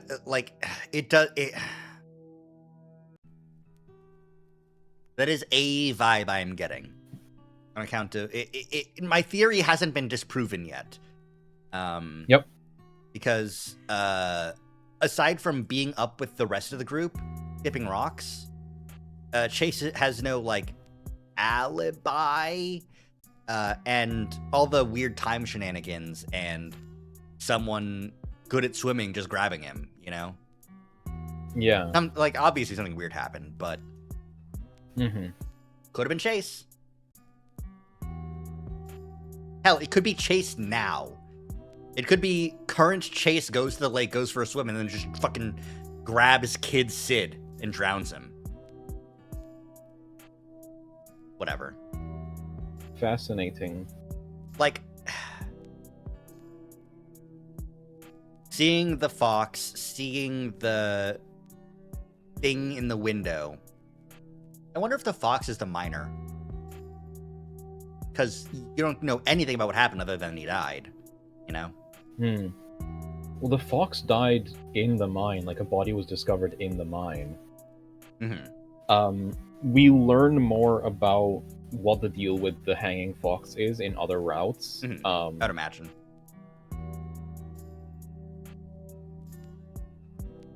Anyways. Yep. None of us are sure what happened. Seems to be enough for Julian, though, as he shakes his head. I'm very, very sorry to hear that, but thank you for telling me. All I knew was that a friend of his drowned in the lake. He didn't tell me how close he was to it. It makes sense why that would still deeply affect him. No problem. I realize that Julian is probably the first person that I've ever told the story to outside of Echo. I also realize that it wasn't hard at all to do. I suppose it's easy to tell someone who wasn't related to the incident, someone that has no connection to the raw horror of that day. That and a lot of time has passed. Maybe I just got over it without even knowing. Yeah, Echo was a crazy place. You know about that mass hysteria thing that happened 100 years ago? This place is kind of famous for that. Almost all of the paranormal podcasts I listen to have an episode on it. My heart skips a beat as I suddenly remember my project. I cover my face with my paws. Shit. What's wrong? Did I say something? I uncover my face to see Julian looking at me with some concern. No, I just forgot some schoolwork that I need to get done, a project. Excitement around the scavenger hunt completely wiped the thought of it from my mind. Oh, what kind of project? A news report on Echo and that mass hysteria incident. I've barely done anything on it since I first got here. That's so cool. Do you need help? I blink, the buck's eagerness surprising me. For the first time, I see him become embarrassed, the skin on the inside of his ears turning a dark red. Sorry, it's something that's always interested me, so I got a little excited. I glance down at my phone and see that I still haven't gotten a response from TJ, so I get an idea. By my initial annoyance, I like how considerate Julian was about the whole lake incident. I also want to give him a chance to see TJ before the end of our trip. Well, actually, I've been meaning to get some footage of the mine, or at least the opening since it's sealed up. If you want, we can head up there to get some shots and at the same time look for TJ. The trail's in that area. Julian perks up. Hey, that'd be really awesome. Thanks. Do you want to eat first? Do you want to eat that first? I look down at my sandwich, then shake my head. I'll just eat on the way to the motel. Well, I got my truck. I can drive you over, and there's a bunch of room if you need it for your equipment. Oh, okay. Yeah, thanks. Let me just get a to-go box and we can leave. 20 minutes later, and we're heading up the narrow canyon road to the mine. Been there in years, but the dirt road leads straight to it, so I don't even have to look up instructions. Julian chats away while I eat my lukewarm sandwich out of a foam to-go box. While there's an almost robotic quality to the buck with how articulate he is, it's also really nice. I can certainly see why TJ would call him a friend. Bumpy road curves upward, and finally we get to the mine. A mine upward? Yeah.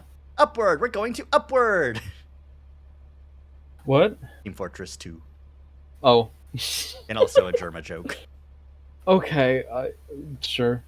Anyway, I have the Julian lore. Julian is one of the backer guest characters. Mm-hmm. I don't think there's anything particularly interesting about his addition to the game or his contributor.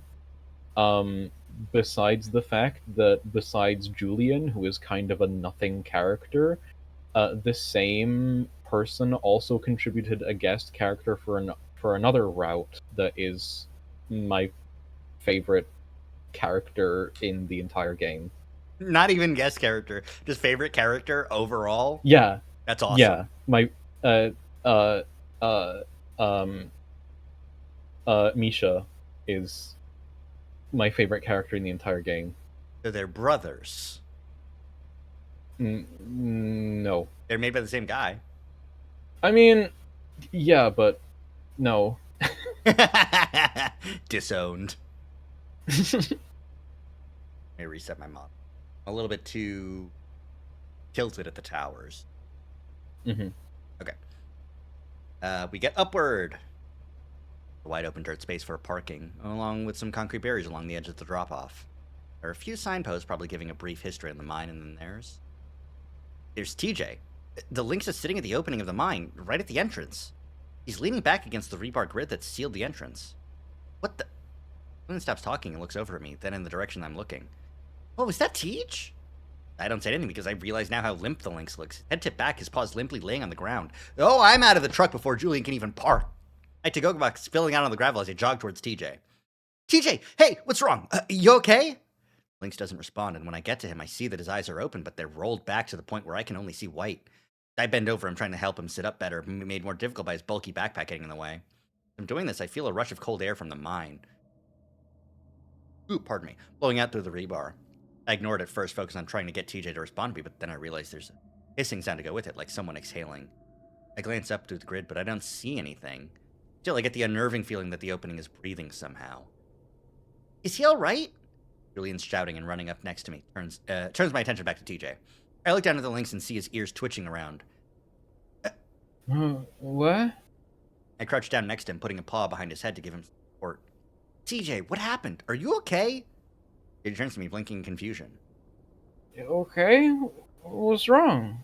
He rubs at his eyes with the back of his paw before adjusting himself so he can sit up straight. You were just sitting there. You almost looked... Julian pauses. You looked like you were passed out or something. He finally seems to focus on us, the dazed look in his eyes disappearing. Passed out? Oh, no, I was just taking a quick nap, huh? He lets out a short laugh and leans his head back against his backpack. What, here? I look back at the sealed mine, the ominous blackness still seeming to yawn open at us. Why? Well, it's hotter than usual today, so I started to feel like I was gonna pass out. Thought that might be a bad sign, so I decided to rest once I got here. Came here on purpose? Yeah, I saw the canyon with you last time, so I decided to take a trip to the mine this time. He smiles lazily up at me as he continues to lounge against his backpack. Sorry I worried at you, and... Oh, Julian! He just seems to suddenly realize that the stag is here. What are you doing here? He quickly gets to his feet, sliding his arms out of the straps of his backpack. He hugs Julian, the stag hugging back just as enthusiastically. He doesn't even greet me so intimately. Jealous, Chunter? Good. Yep. Actually, no, it's still not good because jealousy implies, like, a feeling of that should be me. And you can't have that for all of your friends. Yep. You shouldn't. I guess they have more of a history than I thought. Hey, Cheech. Yeah, I met Chase at the diner. You weren't answering your text, so we both decided to come up and find you. That and Chase needs to get some footage for his project. Oh, cool. Do you need help with that, Chase? He turns to me with a grin. I don't know what it is, but TJ's acting a lot more chipper than he was yesterday. That almost dark broodiness is gone, replaced by his usual cheer. I have to smile because of it, despite the situation just a few minutes ago. Sure. The breeze of cool air seems to whoosh softly through the rebar. I look back at it. TJ, why the hell would you sleep here next to the creepy mine? TJ frowns. It was really cool. Like, cold. I was laying in the opening and felt some cool air blow out, so I decided to lean against it. It feels really nice. TJ walks up to the metal grid and spreads his arm out, clutching onto bars as he presses his face against it. Yeah. He leans his head back, pulling a face. Well, it smells really musty, but it feels good. I look back at the opening, the blackness inside setting chills up my spine. Think back to when a body was found in there over 100 years ago. A body has been...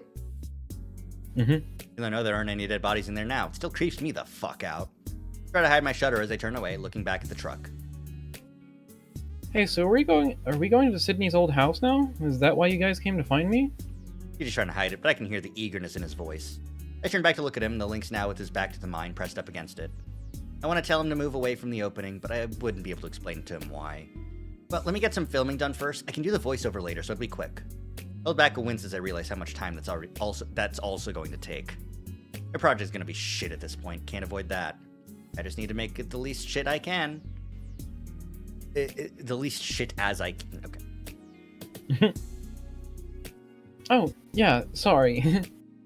She laughs nervously, then looks away. Sorry, I'm just a little loopy from my nap. You guys really surprised me. It's okay. I'm gonna go get my equipment really quick. All right. Also, who the fuck naps with their eyes rolled back and their head open? Yeah. And it's like... I took a nap and then got possessed, but I don't know that part. Development lore. There is in the text of the game, in the files of the game, there is a brief passage of narration where Chase describes seeing some kind of hand reaching through the rebar and petting TJ while he sleeps. That text was visible in game at some point during development, during one of the previous builds of the game, but got commented out in the in the update immediately following it. Okay, that makes sense. I feel like at this point that might still be too explicit. I can absolutely see a writer going back over and going like, yeah, we know there's some creepy bullshit happening in the town. We don't need to have a hand petting TJ. He's already passed out with his eyes rolled back in his head in front of the mine. Like, that's already good enough. And the wheezing blackness, like, I can absolutely see why they would go like, yeah. Anyways, it's okay. I'm gonna get my equipment really quick, all right? Nods at me and I jog off to the parked truck to grab my camera. The teacher might still be acting a little weird, but I'm just glad he seems happy again. Seeing him the way that he was last night was a little unnerving, to say the least. I scoop up my camera bag from the bed of the truck, and back, slowing down to a walk because the heat is already starting to catch up with me. How TJ was able to go on a several-hour-long hike is absurd to me. It almost seems foolish, especially for someone like TJ who knows about how dangerous that can be. When I get back to the mine entrance, I see Julian and TJ sitting with their backs to either side of the opening, chatting with each other. They're eating granola bars, and TJ holds one out to me as I approach. Thanks. Hey, TJ? Huh? He looks up at me innocently. If you go on a hike again, be sure to bring me next time, okay? I don't think you should be alone out here. Oh. Yeah, sure. He just droop a little, a small frown on his face. I just don't want you to get hurt, you know? It's really hot today, and it would have been really terrible if you passed out alone. Yeah, sorry. I drop my bag gently on the ground before leaning back against the wall next to the links. It's all good, I just want to make sure you're okay. Thanks. I just didn't want to wake you up this morning. And offered to go with you, didn't she? She just says quietly, looking away into the mine. Yeah, but I'm gay. Yeah, but I can tell you guys don't want to go. I just don't want to ruin this trip for you more than I already have. What? DJ, what are you talking about? He goes quiet and then just shrugs his shoulders. Maybe he isn't back to his old self after all. I wouldn't mind going with TJ. I love hiking. Remember me? Julian, I'm here. God. God, the guest characters really are the cool autistic gamer. Yeah. I'll have to send you clips. I'll have to send you the cool autistic gamer compilation. Which will be really funny without watching the source material because it will just be reliant on you parsing it, you know? Yeah. Julian smiles gently at the links. Furry Arcade Ganon, Jesus Christ.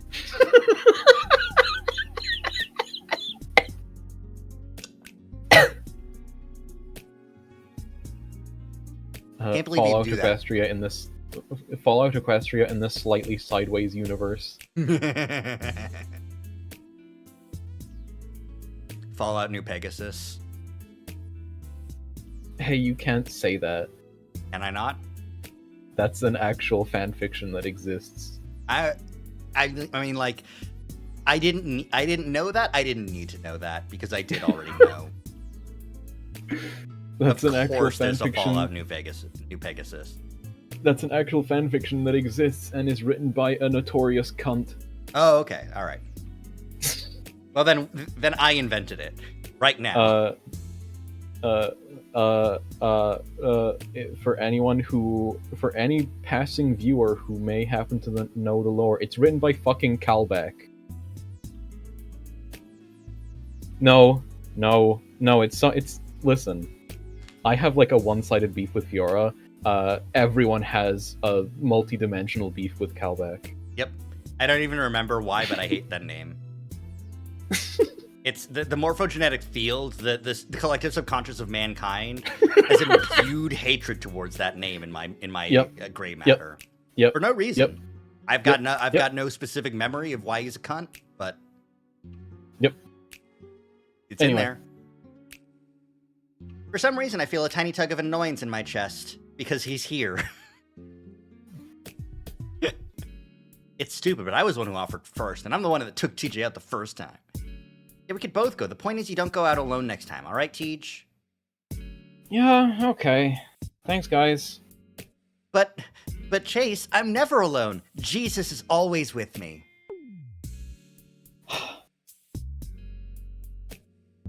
This Morphus effect, I know, Zach, you're getting haunted by Echo. I'm being haunted by Zero Escape already. You can't do this to me, Sparrow. Mm-hmm. This isn't an Echo thing. I'm already fucked up in the head. What Danganronpa, Zero Escape, and 100 Line does to a motherfucker. Don't forget I, the Somnium Files. Yeah, and Raincode. Yeah. Not even Raincode. Raincode was good, but it didn't stick in my head great. I like the game. I like Halara Nightmare, but it's as much as it tries to be. It's no Danganronpa. Mm-hmm.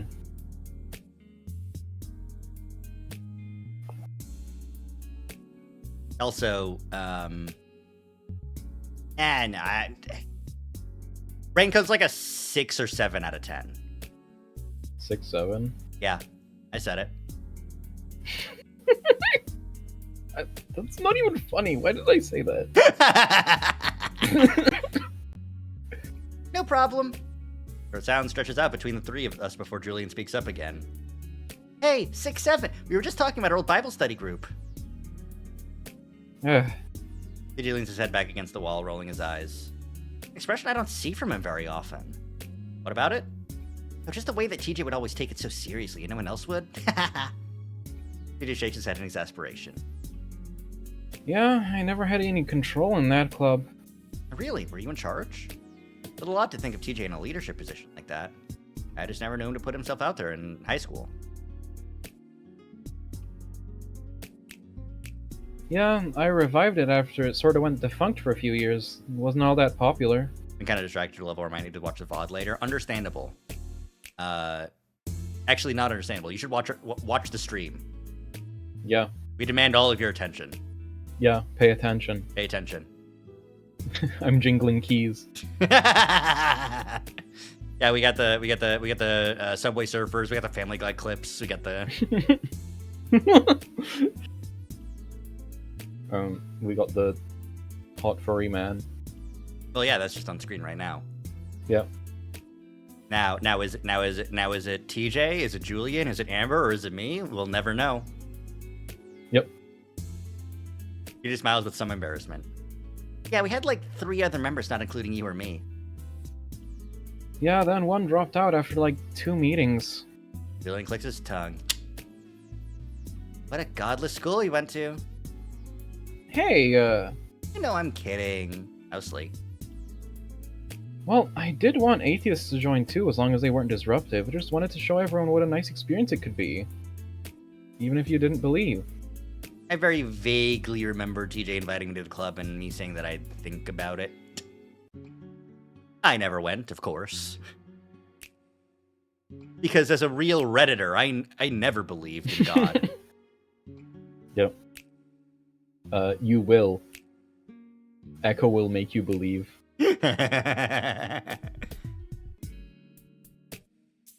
Just thinking about Chunter being someone who'd comment on a thread going, "Take my Reddit gold."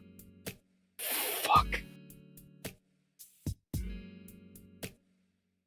Okay. Wasn't all that spiritual in the end, though.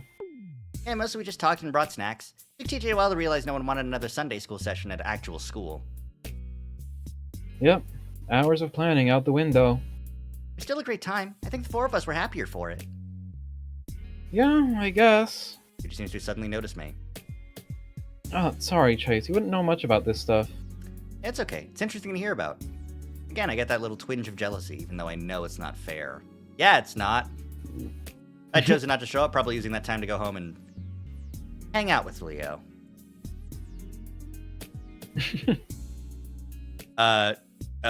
Bible club or hot sloppy makeouts with your boyfriend, with your bigger wolf boyfriend. Not a hard decision. You didn't miss much, just discussions about movies and watching movies too.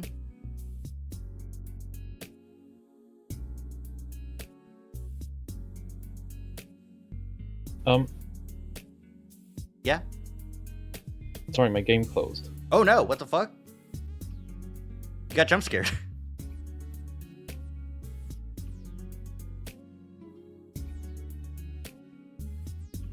What the fuck?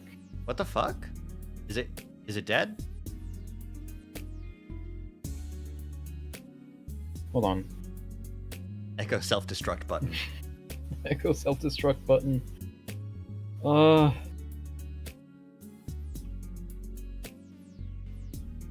what the fuck?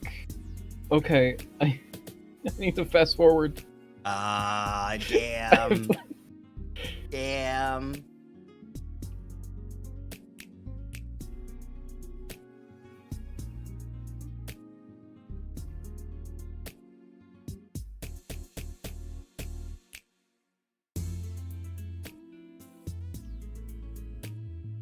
I'm sorry. You are fine.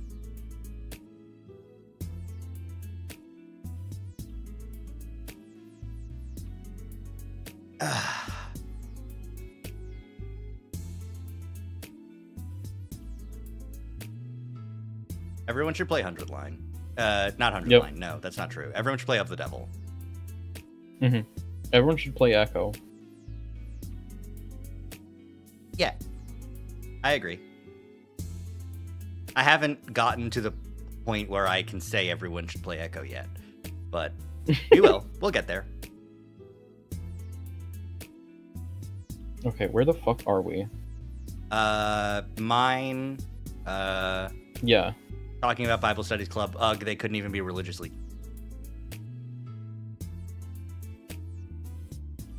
Right. They couldn't even be religiously themed. Ah, okay. Excellent. Thank God. Hey! I laugh at how indignant TJ is. Well, I'm glad you had a good time at least. I came away thinking the whole thing was a failure. I think I remember you mentioning that you wished your friend here would have shown up. Hey, Chase! Did you remember that you're a bad friend? It's me, Julian, telling you you're a bad friend. I don't really remember. Of course you do. You said it all the time. You just flatten and turn red. This fucking Sprite too while saying it. This fucking... Yeah. Clearly you don't own an air fryer. Who? Me? Yep. Lynn grins as TJ tries to look away. Well, the situation is kind of funny. Now I feel even worse about not ever showing up. Ugh, sorry, T. You know, it was high school and all. Yeah, I understand. Don't worry about it. Did you just start another club at your new school? He just smirks. It's a Christian school, so there's like 50 clubs about religion. Okay, you have my attention again. What did I miss anyway? The lake. Just chatter. Not much. You missed everything, actually. Not much actually happened. Yeah, we got a full explanation of like the entire history of the town and what happened and Freddy showed up. everything. Yep. TJ said, "Was that the bite of 87?" That's what happened in the mine, by the way. Yeah, the bite of 1887. Exactly. William Afton was there. There were no animatronics, though. It was just a guy. Yep. Oh, are you a member of any of them? A few. Which ones? A singles club. TJ is joining the Christian Mingle Club. Yep. Singles? And finding a date? Sure. He looks away again. It's hilarious how bashful he's about this stuff. He's in college. All this should be natural to talk about, but not with TJ. Well, you know. Yep. Talking about this stuff can be embarrassing, or you can be bashful about it, especially if you're not getting any. Yep. You meet anyone? Hey, Chase, don't you have to film some stuff? He looks back at me with a frown. Whoa, just ask it. Julian chuckles quietly. I bend down and start pulling out my equipment, deciding that a few long shots with the tripod should be enough. As I'm extending out the legs, Julian asks TJ about the hike. Was it fun? TJ shrugs, finishing the last of his granola bar and brushing his paws together to get rid of the crumbs. It was okay. It was really quiet. I wince as one of my pads gets pinched between metal. Kind of creepy, to be honest. I would like it if you two went along sometime. If I do it again. Of course. Yeah, definitely. For the next 20 minutes, I set up the camera in the three different spots, getting about 1 minute of film for each. And Julian sit in the truck while I do, and whenever I glance at them, they seem to be animatedly chatting and laughing. Once I'm done, I sigh and quickly snap the legs back down in the bag along with camera. I see my to-go box in the dirt and consider picking it up, but I don't. The chunter litters. Eat an apple off the ground. Eat half of a chicken Sammy off the ground. So true. I drop the bag in the truck. I would eat half of a Fammy Cheeky off the ground. You shouldn't do that, but you should at least clean it up. I'm a dog. I know. This is why you have the collar, so that they can pull on your... Do the fucking, like, dog really trying to get the chicken. Yep. I dropped the bag into the truck again before hopping into the passenger seat, leaving TJ to sit between the two of us. Wow, TJ and a Julian Chase sandwich? That's probably his fucking high school dream. They go quiet as we start pulling out into the dirt road. What are you guys talking about? Not much, just about high school. TJ nods. Again, I'm starting to feel a little left out between these two, kind of like a third wheel. So, what's the plan now? We thought we'd go... Well, we thought... Right. I'm stupid. Sorry. Well, we thought we'd go to the house now after... We pick up Jenna and Carl. All right. We drive in silence a little while, and for some reason I start to wish that I was sitting in the middle. Stop being a fucking chunt, dude! The way Julian keeps turning the wheel, forces his elbows to brush up against TJ's side, and I force myself to look away, wondering what the fuck I'm thinking. I'm treating TJ like he's something that belongs to me. Only hung out recently over the course of this week. I barely talked to him the past 2 years. Force myself to look ahead out the windshield. Then TJ's phone buzzes and my eyes naturally go to the screen as the Lynx whips it out. See the name Flynn, then the message underneath it. I only have time to see a few words. No, his fucking tell me... TJ jerks his phone back down and I look away just as I feel the Lynx's eyes on my face. What should I eat while watching the Echo Adventure? A chicken sandwich. Yep. Amber, you're gonna have to add it as an emote if I'm not fully sure what it is.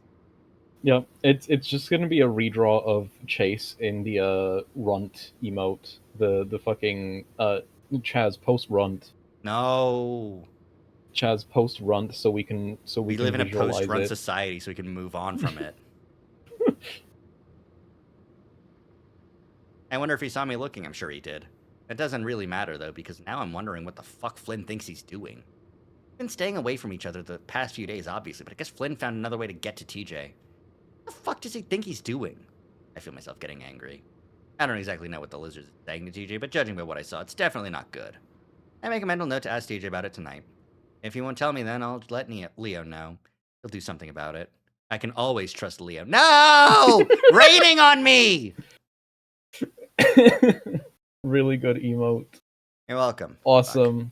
Anyway, we all walk up to the sidewalk to the old ranch-style house. It's been a long, long time since I've seen this place. Even longer since I've walked on this path.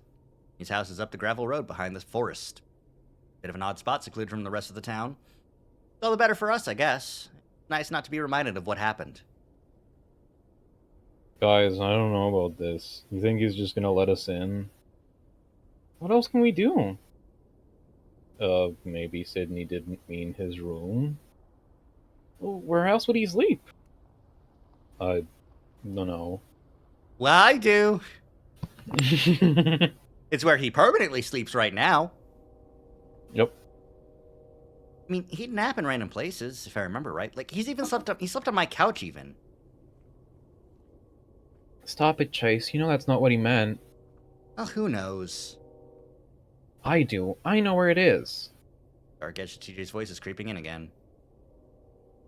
I suppose there's no harm in asking. I'm here too. I'm really sorry. It is very funny because it does just feel like especially after like only seeing these guys for the majority of the game, Yep. he feels photoshopped in. It Yep. feels like they pasted him over Carl. Yep. Fuck you, Arcade. Many people do. Yep. You can't deny that it's a little weird for 5 young adults to just show up on your doorstep asking to be let in. No! Get your Ransona ass out of here! Yep. I mean, like, what is a visual novel sprite but just a Ransona? I'll say TJ and Julian are the most Ransonas out of the sprites. They are both Catholic. Yep, and that's why. Yep. TJ could show up absolutely as like the joke Ransona on old measured responses videos from H Bomber Guy. Yep. 5 young adults, they also have a talking dog. Well, I think you're miscounting, Kaz. Julian is the talking dog. There's Fred, Daphne, Velma, Shaggy, and Scooby. That's 5. There are 4 young adults and a talking dog. Yeah, Julian is the talking dog. Exactly. Except like they kind of just ignore him. Chase is the talking dog. Let's be real. Yep. Except he's like if Scooby Doo wasn't neutered and was humping every leg he could see. I'm so sorry that I have to do this to you while you're trying to be quiet. Shut the fuck up! Shut the fuck up! Shut the fuck up! Shut the fuck up!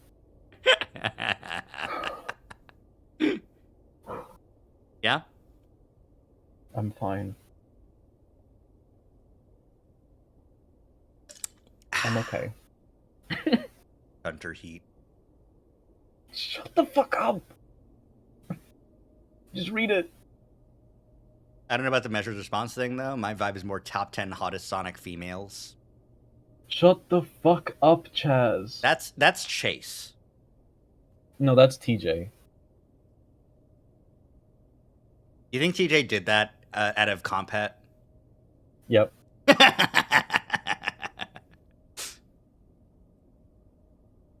That's why he calls it top 10 hottest Sonic females. Yep. When everyone knows he really wants to fuck Shadow. Yep. Anyways. We don't have much of a choice, though, do we? Walking ahead of all of us, marching up to the concrete steps without hesitation before immediately ringing the bell. But wait, we didn't even think of what we're gonna say. I already know what I'm gonna say. Stand there in stunned silence for a bit, and I look around at the others. Carl looks completely uncomfortable, almost nauseous, his paws shoved deep in his pockets as he stares hard at the ground. If his hands have ever left his pockets. Wow, it's crazy. It's almost like Carl doesn't like seeing his big meaty paws. Maybe if they were slender, Yep. he'd like looking at them more. Yep. Jenna's staring at TJ, her brown furrow. Her brown? Listen, you don't get a game like Echo if you have editors. Yeah. I feel like... Okay. Brow bricks. Brown brow bricks. I feel like you should have, like, when your game has hit a final checkpoint, you should have, like, a guy read through, like, aloud, you know? Yeah. That's a lot of reading to do, but I could do it.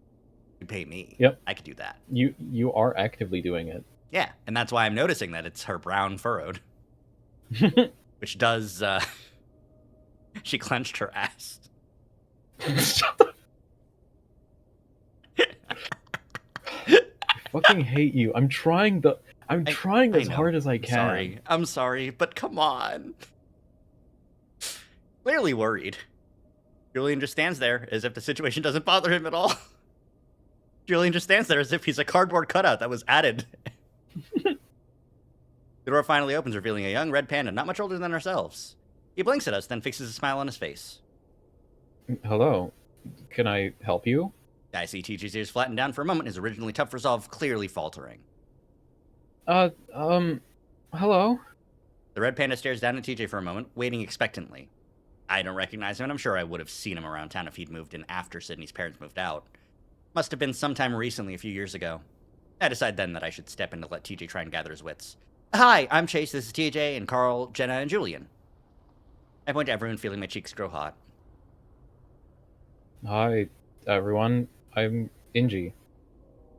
So, Hi, Angie. Inji lore. Mm-hmm.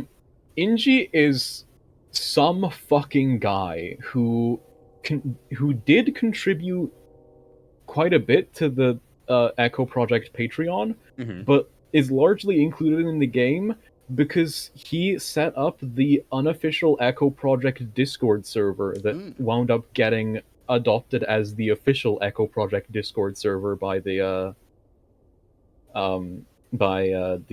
Echo Project team. Mm-hmm. He is also some guy I used to talk to a decade ago. That's really funny. And seeing him pop up in this game while I was watching Sparrow play it made me go insane. What do you mean my Discord friend moved into Sydney's house? No, not my Discord friend, my Skype friend. A decade ago would have been 2016. That's too late for Skype. No, that was about the time that the more than a decade ago then. But still, like it's close enough. Like I want to say the Skype culling and Discord rebirth happened. It was on the cusp. Like 2014, 15, or 16, somewhere around then. Somewhere in those 3-year period. Yeah, it was, you know. Anyway, God. Because I remember when I read Homestuck in 2012, I was still using Skype to talk to my friends. Discord launched in 2015. Okay, yeah. Yep. We were all looking for an alternative to Skype by that point in time. Yep. Anyways, hi, Inji. Another moment of awkward silence before I try to think of something else to say. What the hell do you bring up wanting to search someone's house because it belonged to your dead friend? I'm trying to figure that out. TJ speaks up again. Our friend used to live here about 12 years ago? Oh, really? The panda seems to think. Are you talking about Cindy? Sydney, yeah, he was our friend. Oh, sorry, I couldn't remember the name. I think his aunt told me about what happened. Yes, and he left something behind for us in his room. Is it alright if we come in and look for it? Inji's originally inquisitive look is replaced by one of confusion and definitely a little bit of suspicion. Oh, all of you? I notice Carl's still staring down hard at the floor, his paws twisting in his pockets. If that's alright with you. He stares at us all for a good 10 seconds, causing even me to glance down to the floor, realizing how stupid all this is. Finally starts to step back, closing the door a little bit as he does. I'm sorry, but I don't think that's a good idea. Wait! He steps forward, his fur bristling. And it jumps a little, closing the door further until it's at the point where I can only see one of his eyes. Sorry, it's just... Maybe I could come in and the rest of my friends can wait outside? This will be really quick. I know exactly where to look. Hannah's one eye looks back at us. He turns around and makes a shooing gesture with both paws. There's a pause, and we stumble back a little down the steps onto the sidewalk. My face burns again in embarrassment, realizing what a bunch of crazy people look like right now. I look back and see TJ standing alone on the porch, looking back at the pana, paws clasped together. I am praying to God that you let me into your house. Again, what feels like a very long silence seems to drag on until Inji opens the door slightly. You know what? Why don't you just tell me where it is, and I'll have a look. Oh, yeah, I'm surprised as if only now considering that idea. It's the room on the left, down that hallway. Points at the door at an angle. In the closet, in the back corner. It might be in a box. Inji's facial expression mirrors mine as I frown. A box in a closet sitting there for over a decade? Also, considering the fact that Inji doesn't want to let people into his fucking house. Who could have put this there? Mm. You know? Like, Yep. did someone break and enter into Inji's house? Yep. Alright, I'll have a look. Inji disappears behind the door and I hear a deadbolt slide into place. You stand there in silence for a while before Carl breaks it. Dude, he's calling the police. Inji's model is different than how I remember it. No, I don't think it's had any updates. No, he's not. Are you sure you remember correctly? No, he's not. We look like a bunch of crazy people. We should leave. Not until he comes back out. I think I'm going to be sick. I think it's technically okay unless he tells us to leave. He did say he's going to look for it. No harm in just waiting for his answer. I see Carl scuff his hooves against the pavement, looking around nervously. Wonder if he's had too much weed or something. Why do you think it's in the closet? He used a shoebox in there as a spot for his treasure hunts before. You remember? I vaguely do now that he mentions it, but I'm surprised TJ does. He's even younger. The door opens and Inji comes back out. His facial expression is completely different now. It's one of amazement and disbelief, but it's what's in his paws that catches my attention. It's a teal-colored shoebox, old and worn and torn through the corners. My mouth drops. Inji stands there for a moment, holding the box out.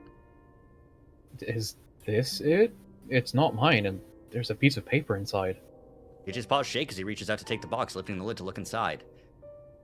It was in the spot that you said. I've never seen that before. I feel my stomach twist, more dismayed than anything that he found something. Do you not use that closet? A bit of an odd question, but I want to know how the hell he might have missed it. Inji shakes his head. No, not really. It's mostly a storage room right now. I think I've opened it a few times to put some boxes on the shelf, but I can't really remember. It's almost like your memories. Did you not look inside when you first moved in? Inji looks at me, and so does TJ over his shoulder. I guess now I'm sounding like a crazy person.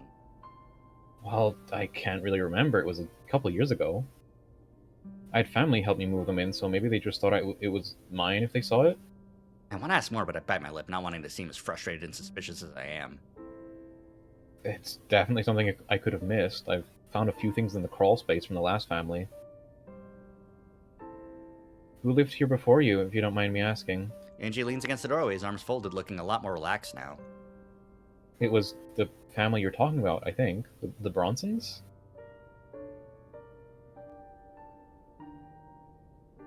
Yes. Hmm.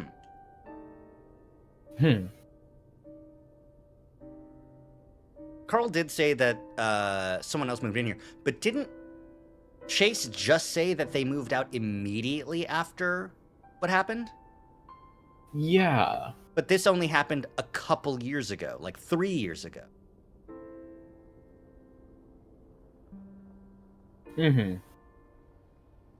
You're just still looking down at the box, having not taken out the note. Yep.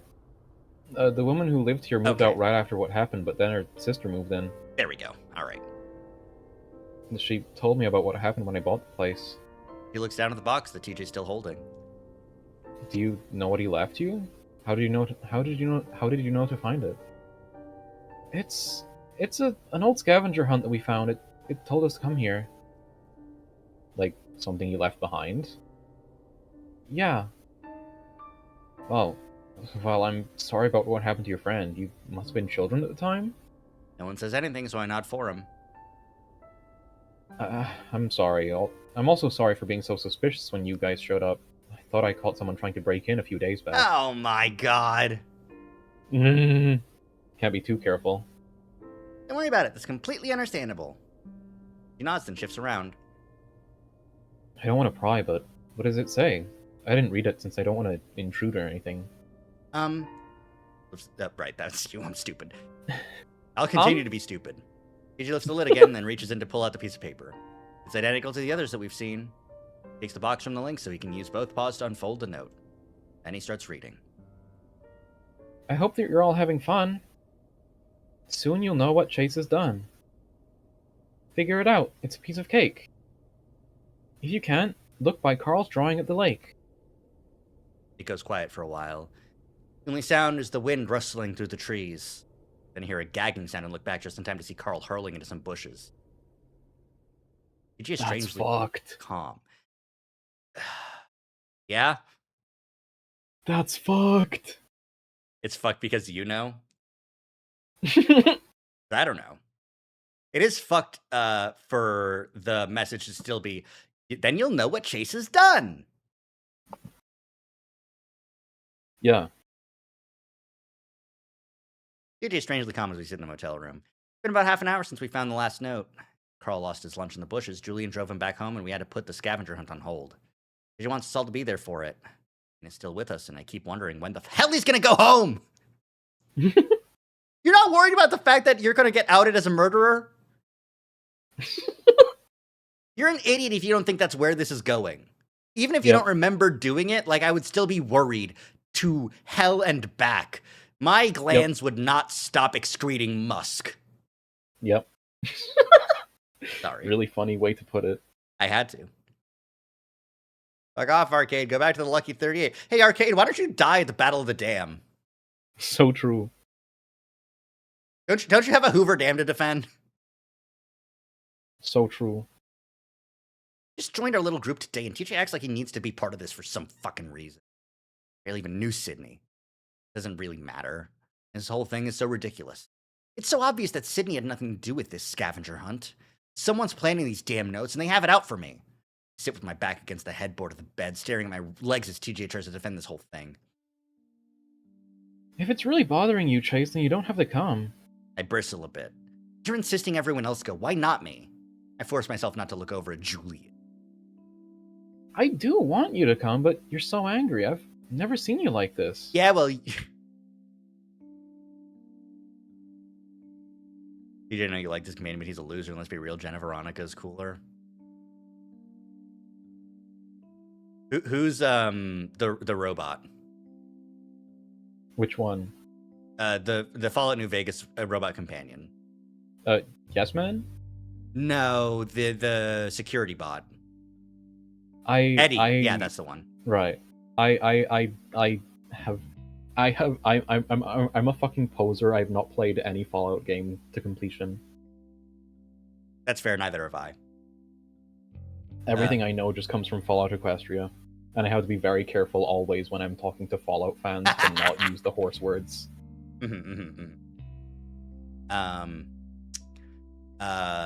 Eddie would be Flynn.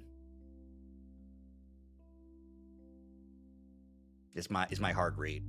I played Fallout New Vegas to the point where I shot Benny, and then the whole thing with the chip and the fate of New Vegas happened, and I kind of was like, oh, well, I don't care, really. I got what I came for, so I put the game down. So true. Same thing happened with Fallout 4, actually, exactly. I found my son, he was an old man, and he was evil, and I was like, all right, I kind of give up, I don't care. I played Fallout 4 for like a couple hours, and then they dropped a death claw on me, like directly on top of me, and I was like, this sucks. What the fuck are you talking about? Fuck off. Yeah.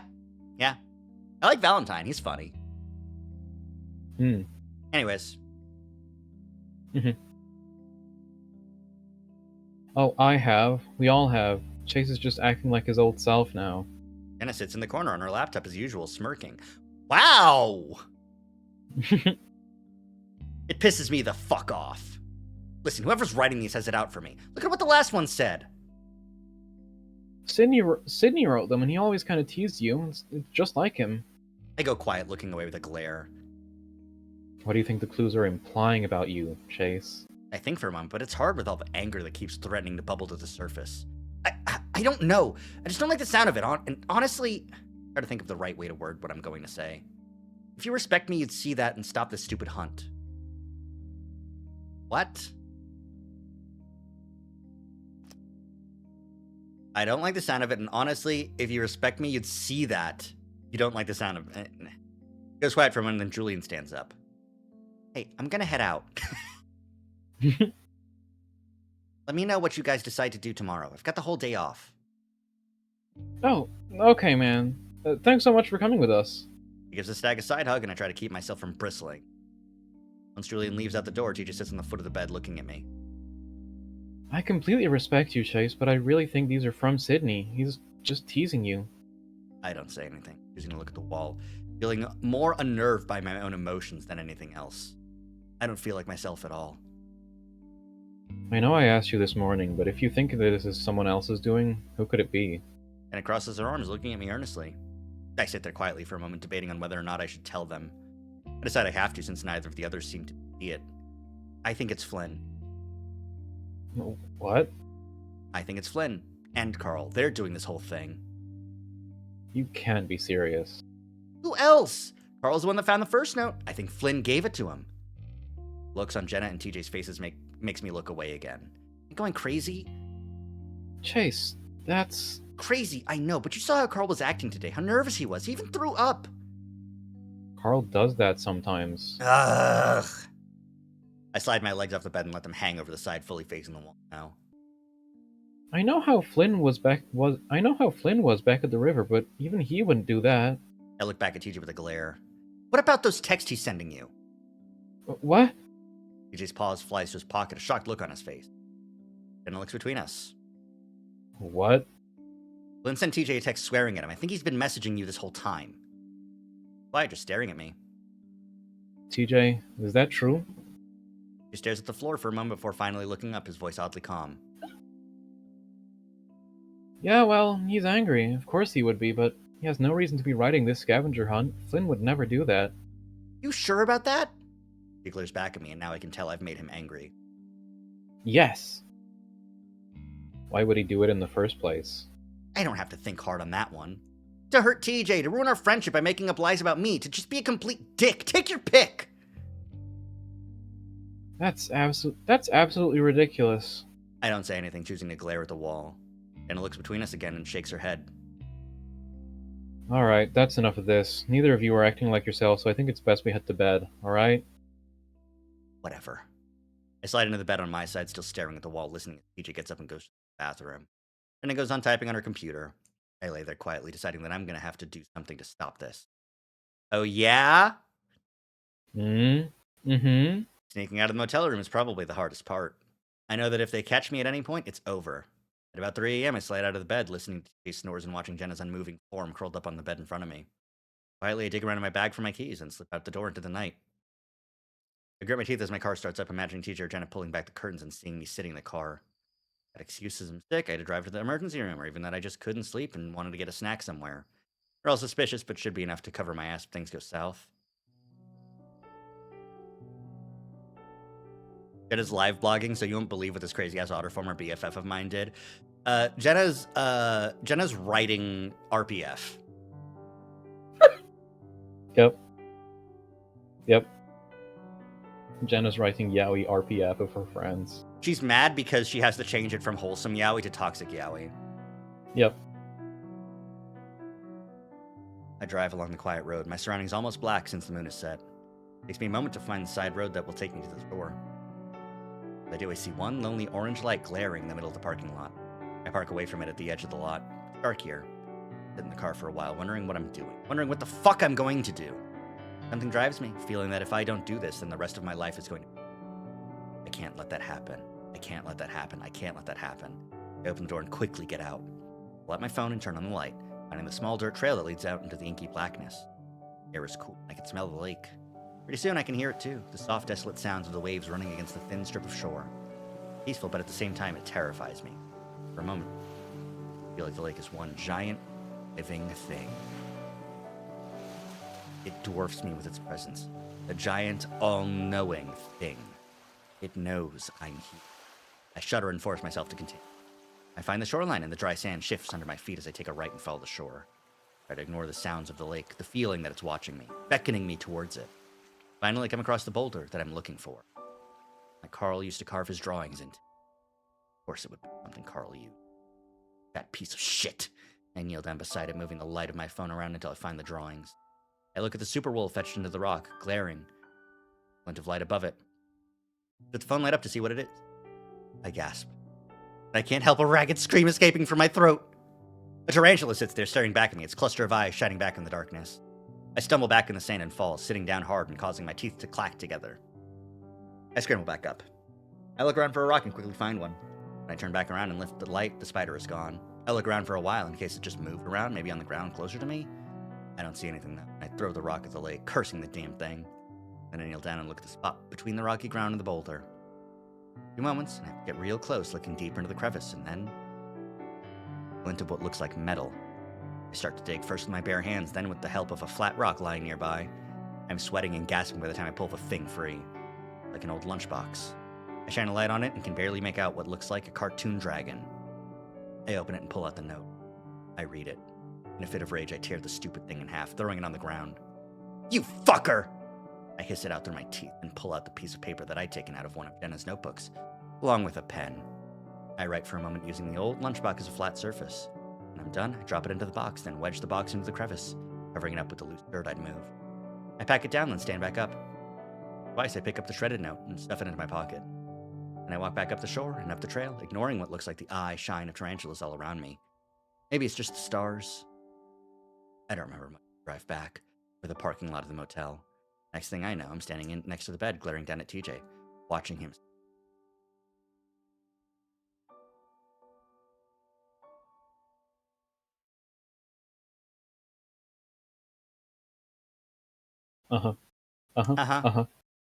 Saturday! Yay! Good place to stop? Yeah, definitely. We're gonna stop here. This is Saturday is a whole fucking thing. Yippee! I can fucking imagine. Yep. God, I'm not ready. I'm not ready to relive this. Well, you got a week. Time. Yep. Got a week to Anyway, get ready. Fuck, I really want to do the outro. I really want to speedrun the outro right now, but I gotta step away for like just a couple minutes. Yeah, it's fine. Just a minute. I'll yap. Don't worry. Okay. There goes that dog. Saturday, yay! I'm so excited. I'm excited for you, Sparrow. I enjoy doing this, not only because it is a fun experience on its own, but also I love doing this for my friends, and I love seeing their reactions to things that I say. Why I continue to say things.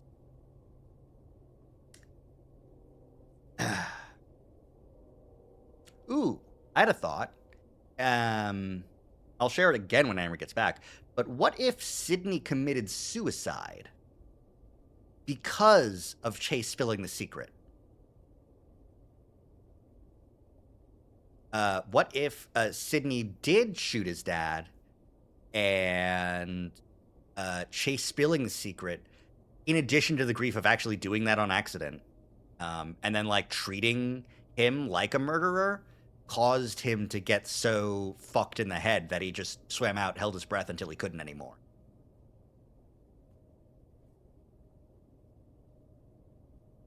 But then the story of it looked like a shark got him. It looked like an invisible shark grabbed him and dragged him down.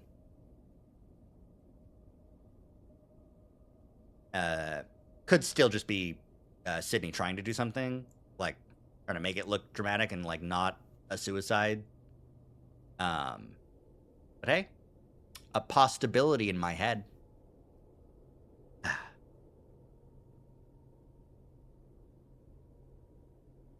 Let me go back to the title screen too. Title. Yay! A lake.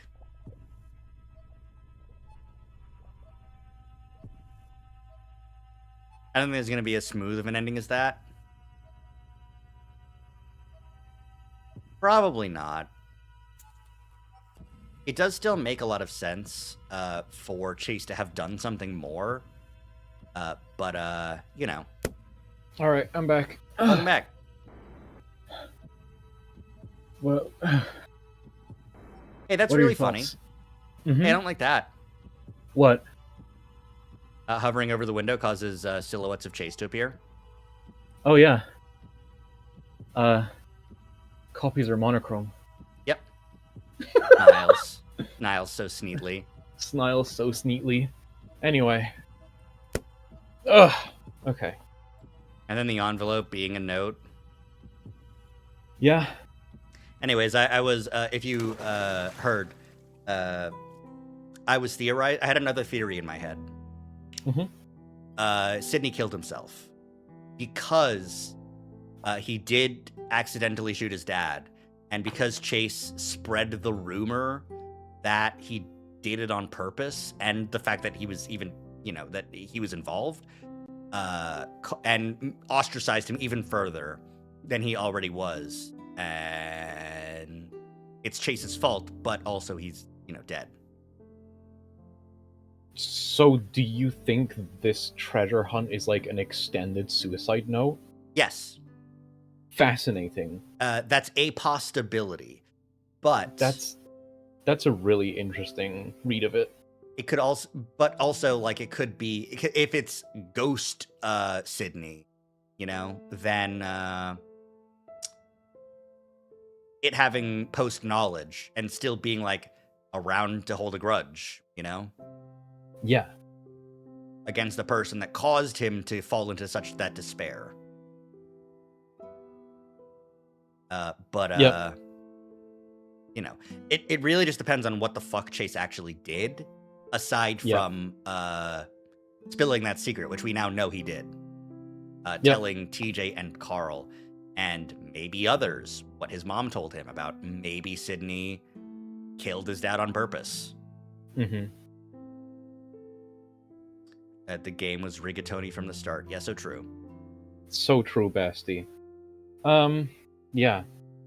I'm really excited and also really scared for Saturday here. Mm-hmm. It'll be great. It will be great. I'm not ready to re-experience that, and I don't know if I'll be ready to re-experience it even a week from now. This game Saturday. Yeah, not yeah. Friday. Listen, I am. We're experiencing Saturday on Friday. Yeah. Just like we experienced Thursday on. Yeah, I am determined to do my usual Saturday streams as well. In these next couple of weeks, I'm just gonna have to try my best to be quiet, which I'm sure is gonna be really difficult while I'm playing Banjo-Tooie. Yeah, that one's a toughie. And Mega Man. Yeah. We'll just have to use liberal use of the no talking. Training. All right, let me go and have a look at who we might be able to raid, if anyone. Oh my god, Calamity Kaiju is playing 100 lines. Yes! Let me in. All right, we're gonna raid Calamity Kaiju. Correct. I'm not hitting start raid just yet. I'm gonna do my whole outro spiel. Sounds good. Yeah, thank you everyone for coming along. Thank you everyone for being here. I hope you all had a good day. I hope you all have a good night. Hope you all have a good week ahead of you. I'll be back here on my channel possibly next Thursday with some Doom, definitely next Friday with some Echo, and definitely tomorrow with the long-awaited finale of Banjo-Tooie. And then after that, we'll be doing a one-off Mega Man stream where I'll be playing Mega Man 5 on Game Boy, which I have heard various things about.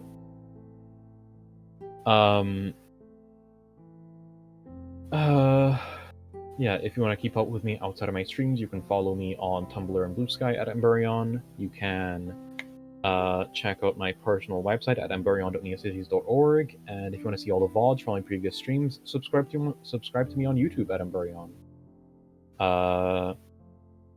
Also, follow Zach. Subscribe to Zach. My VODs go up the day after they air, but Zach tends to wait 3 weeks, I think. I premiere whatever VOD I have the day before I stream, so that people have something to watch basically every day except Saturday. Which means I have a little bit of a backlog, but that will get shorter if I take a break. I will do in a month. Okay.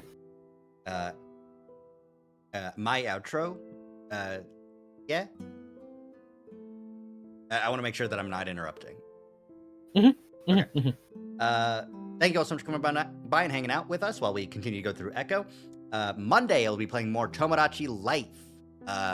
We'll get to see how Bun and Taze are adjusting to life on the island with Vriska and Dato. And TJ. And TJ. TJ is there, it's true.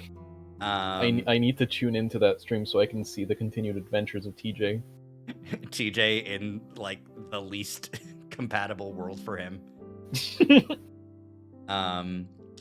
Wednesday, we'll be playing more Your Turn to Die with Taze. We'll be trying to check out the Kana and Alice route so we can get their memories and also see what happens to Ranmaru instead of him being a turbo murderer.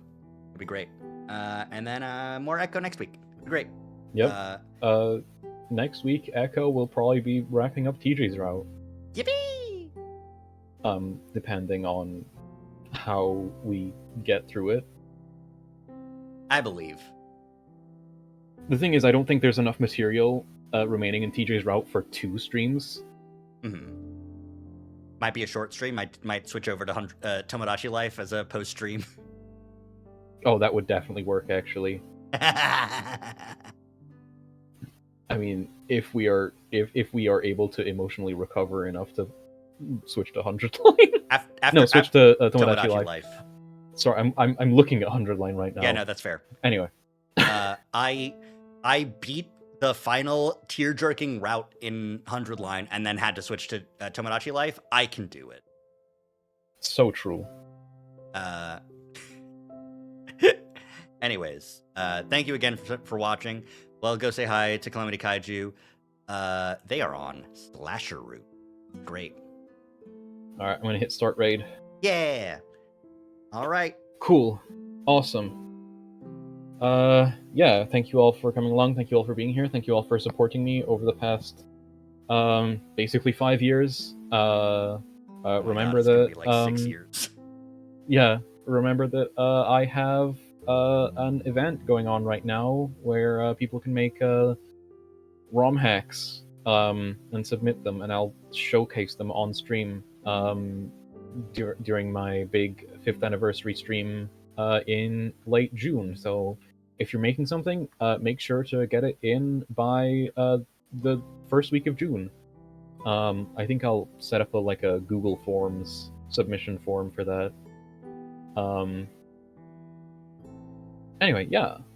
Thank you all for coming along. Thank you all for being here. And until next time I happen to see you all, take care, stay safe, good night. Good night, bye! And to all the VOD watchers, a good night to you as well. And raid. Bye!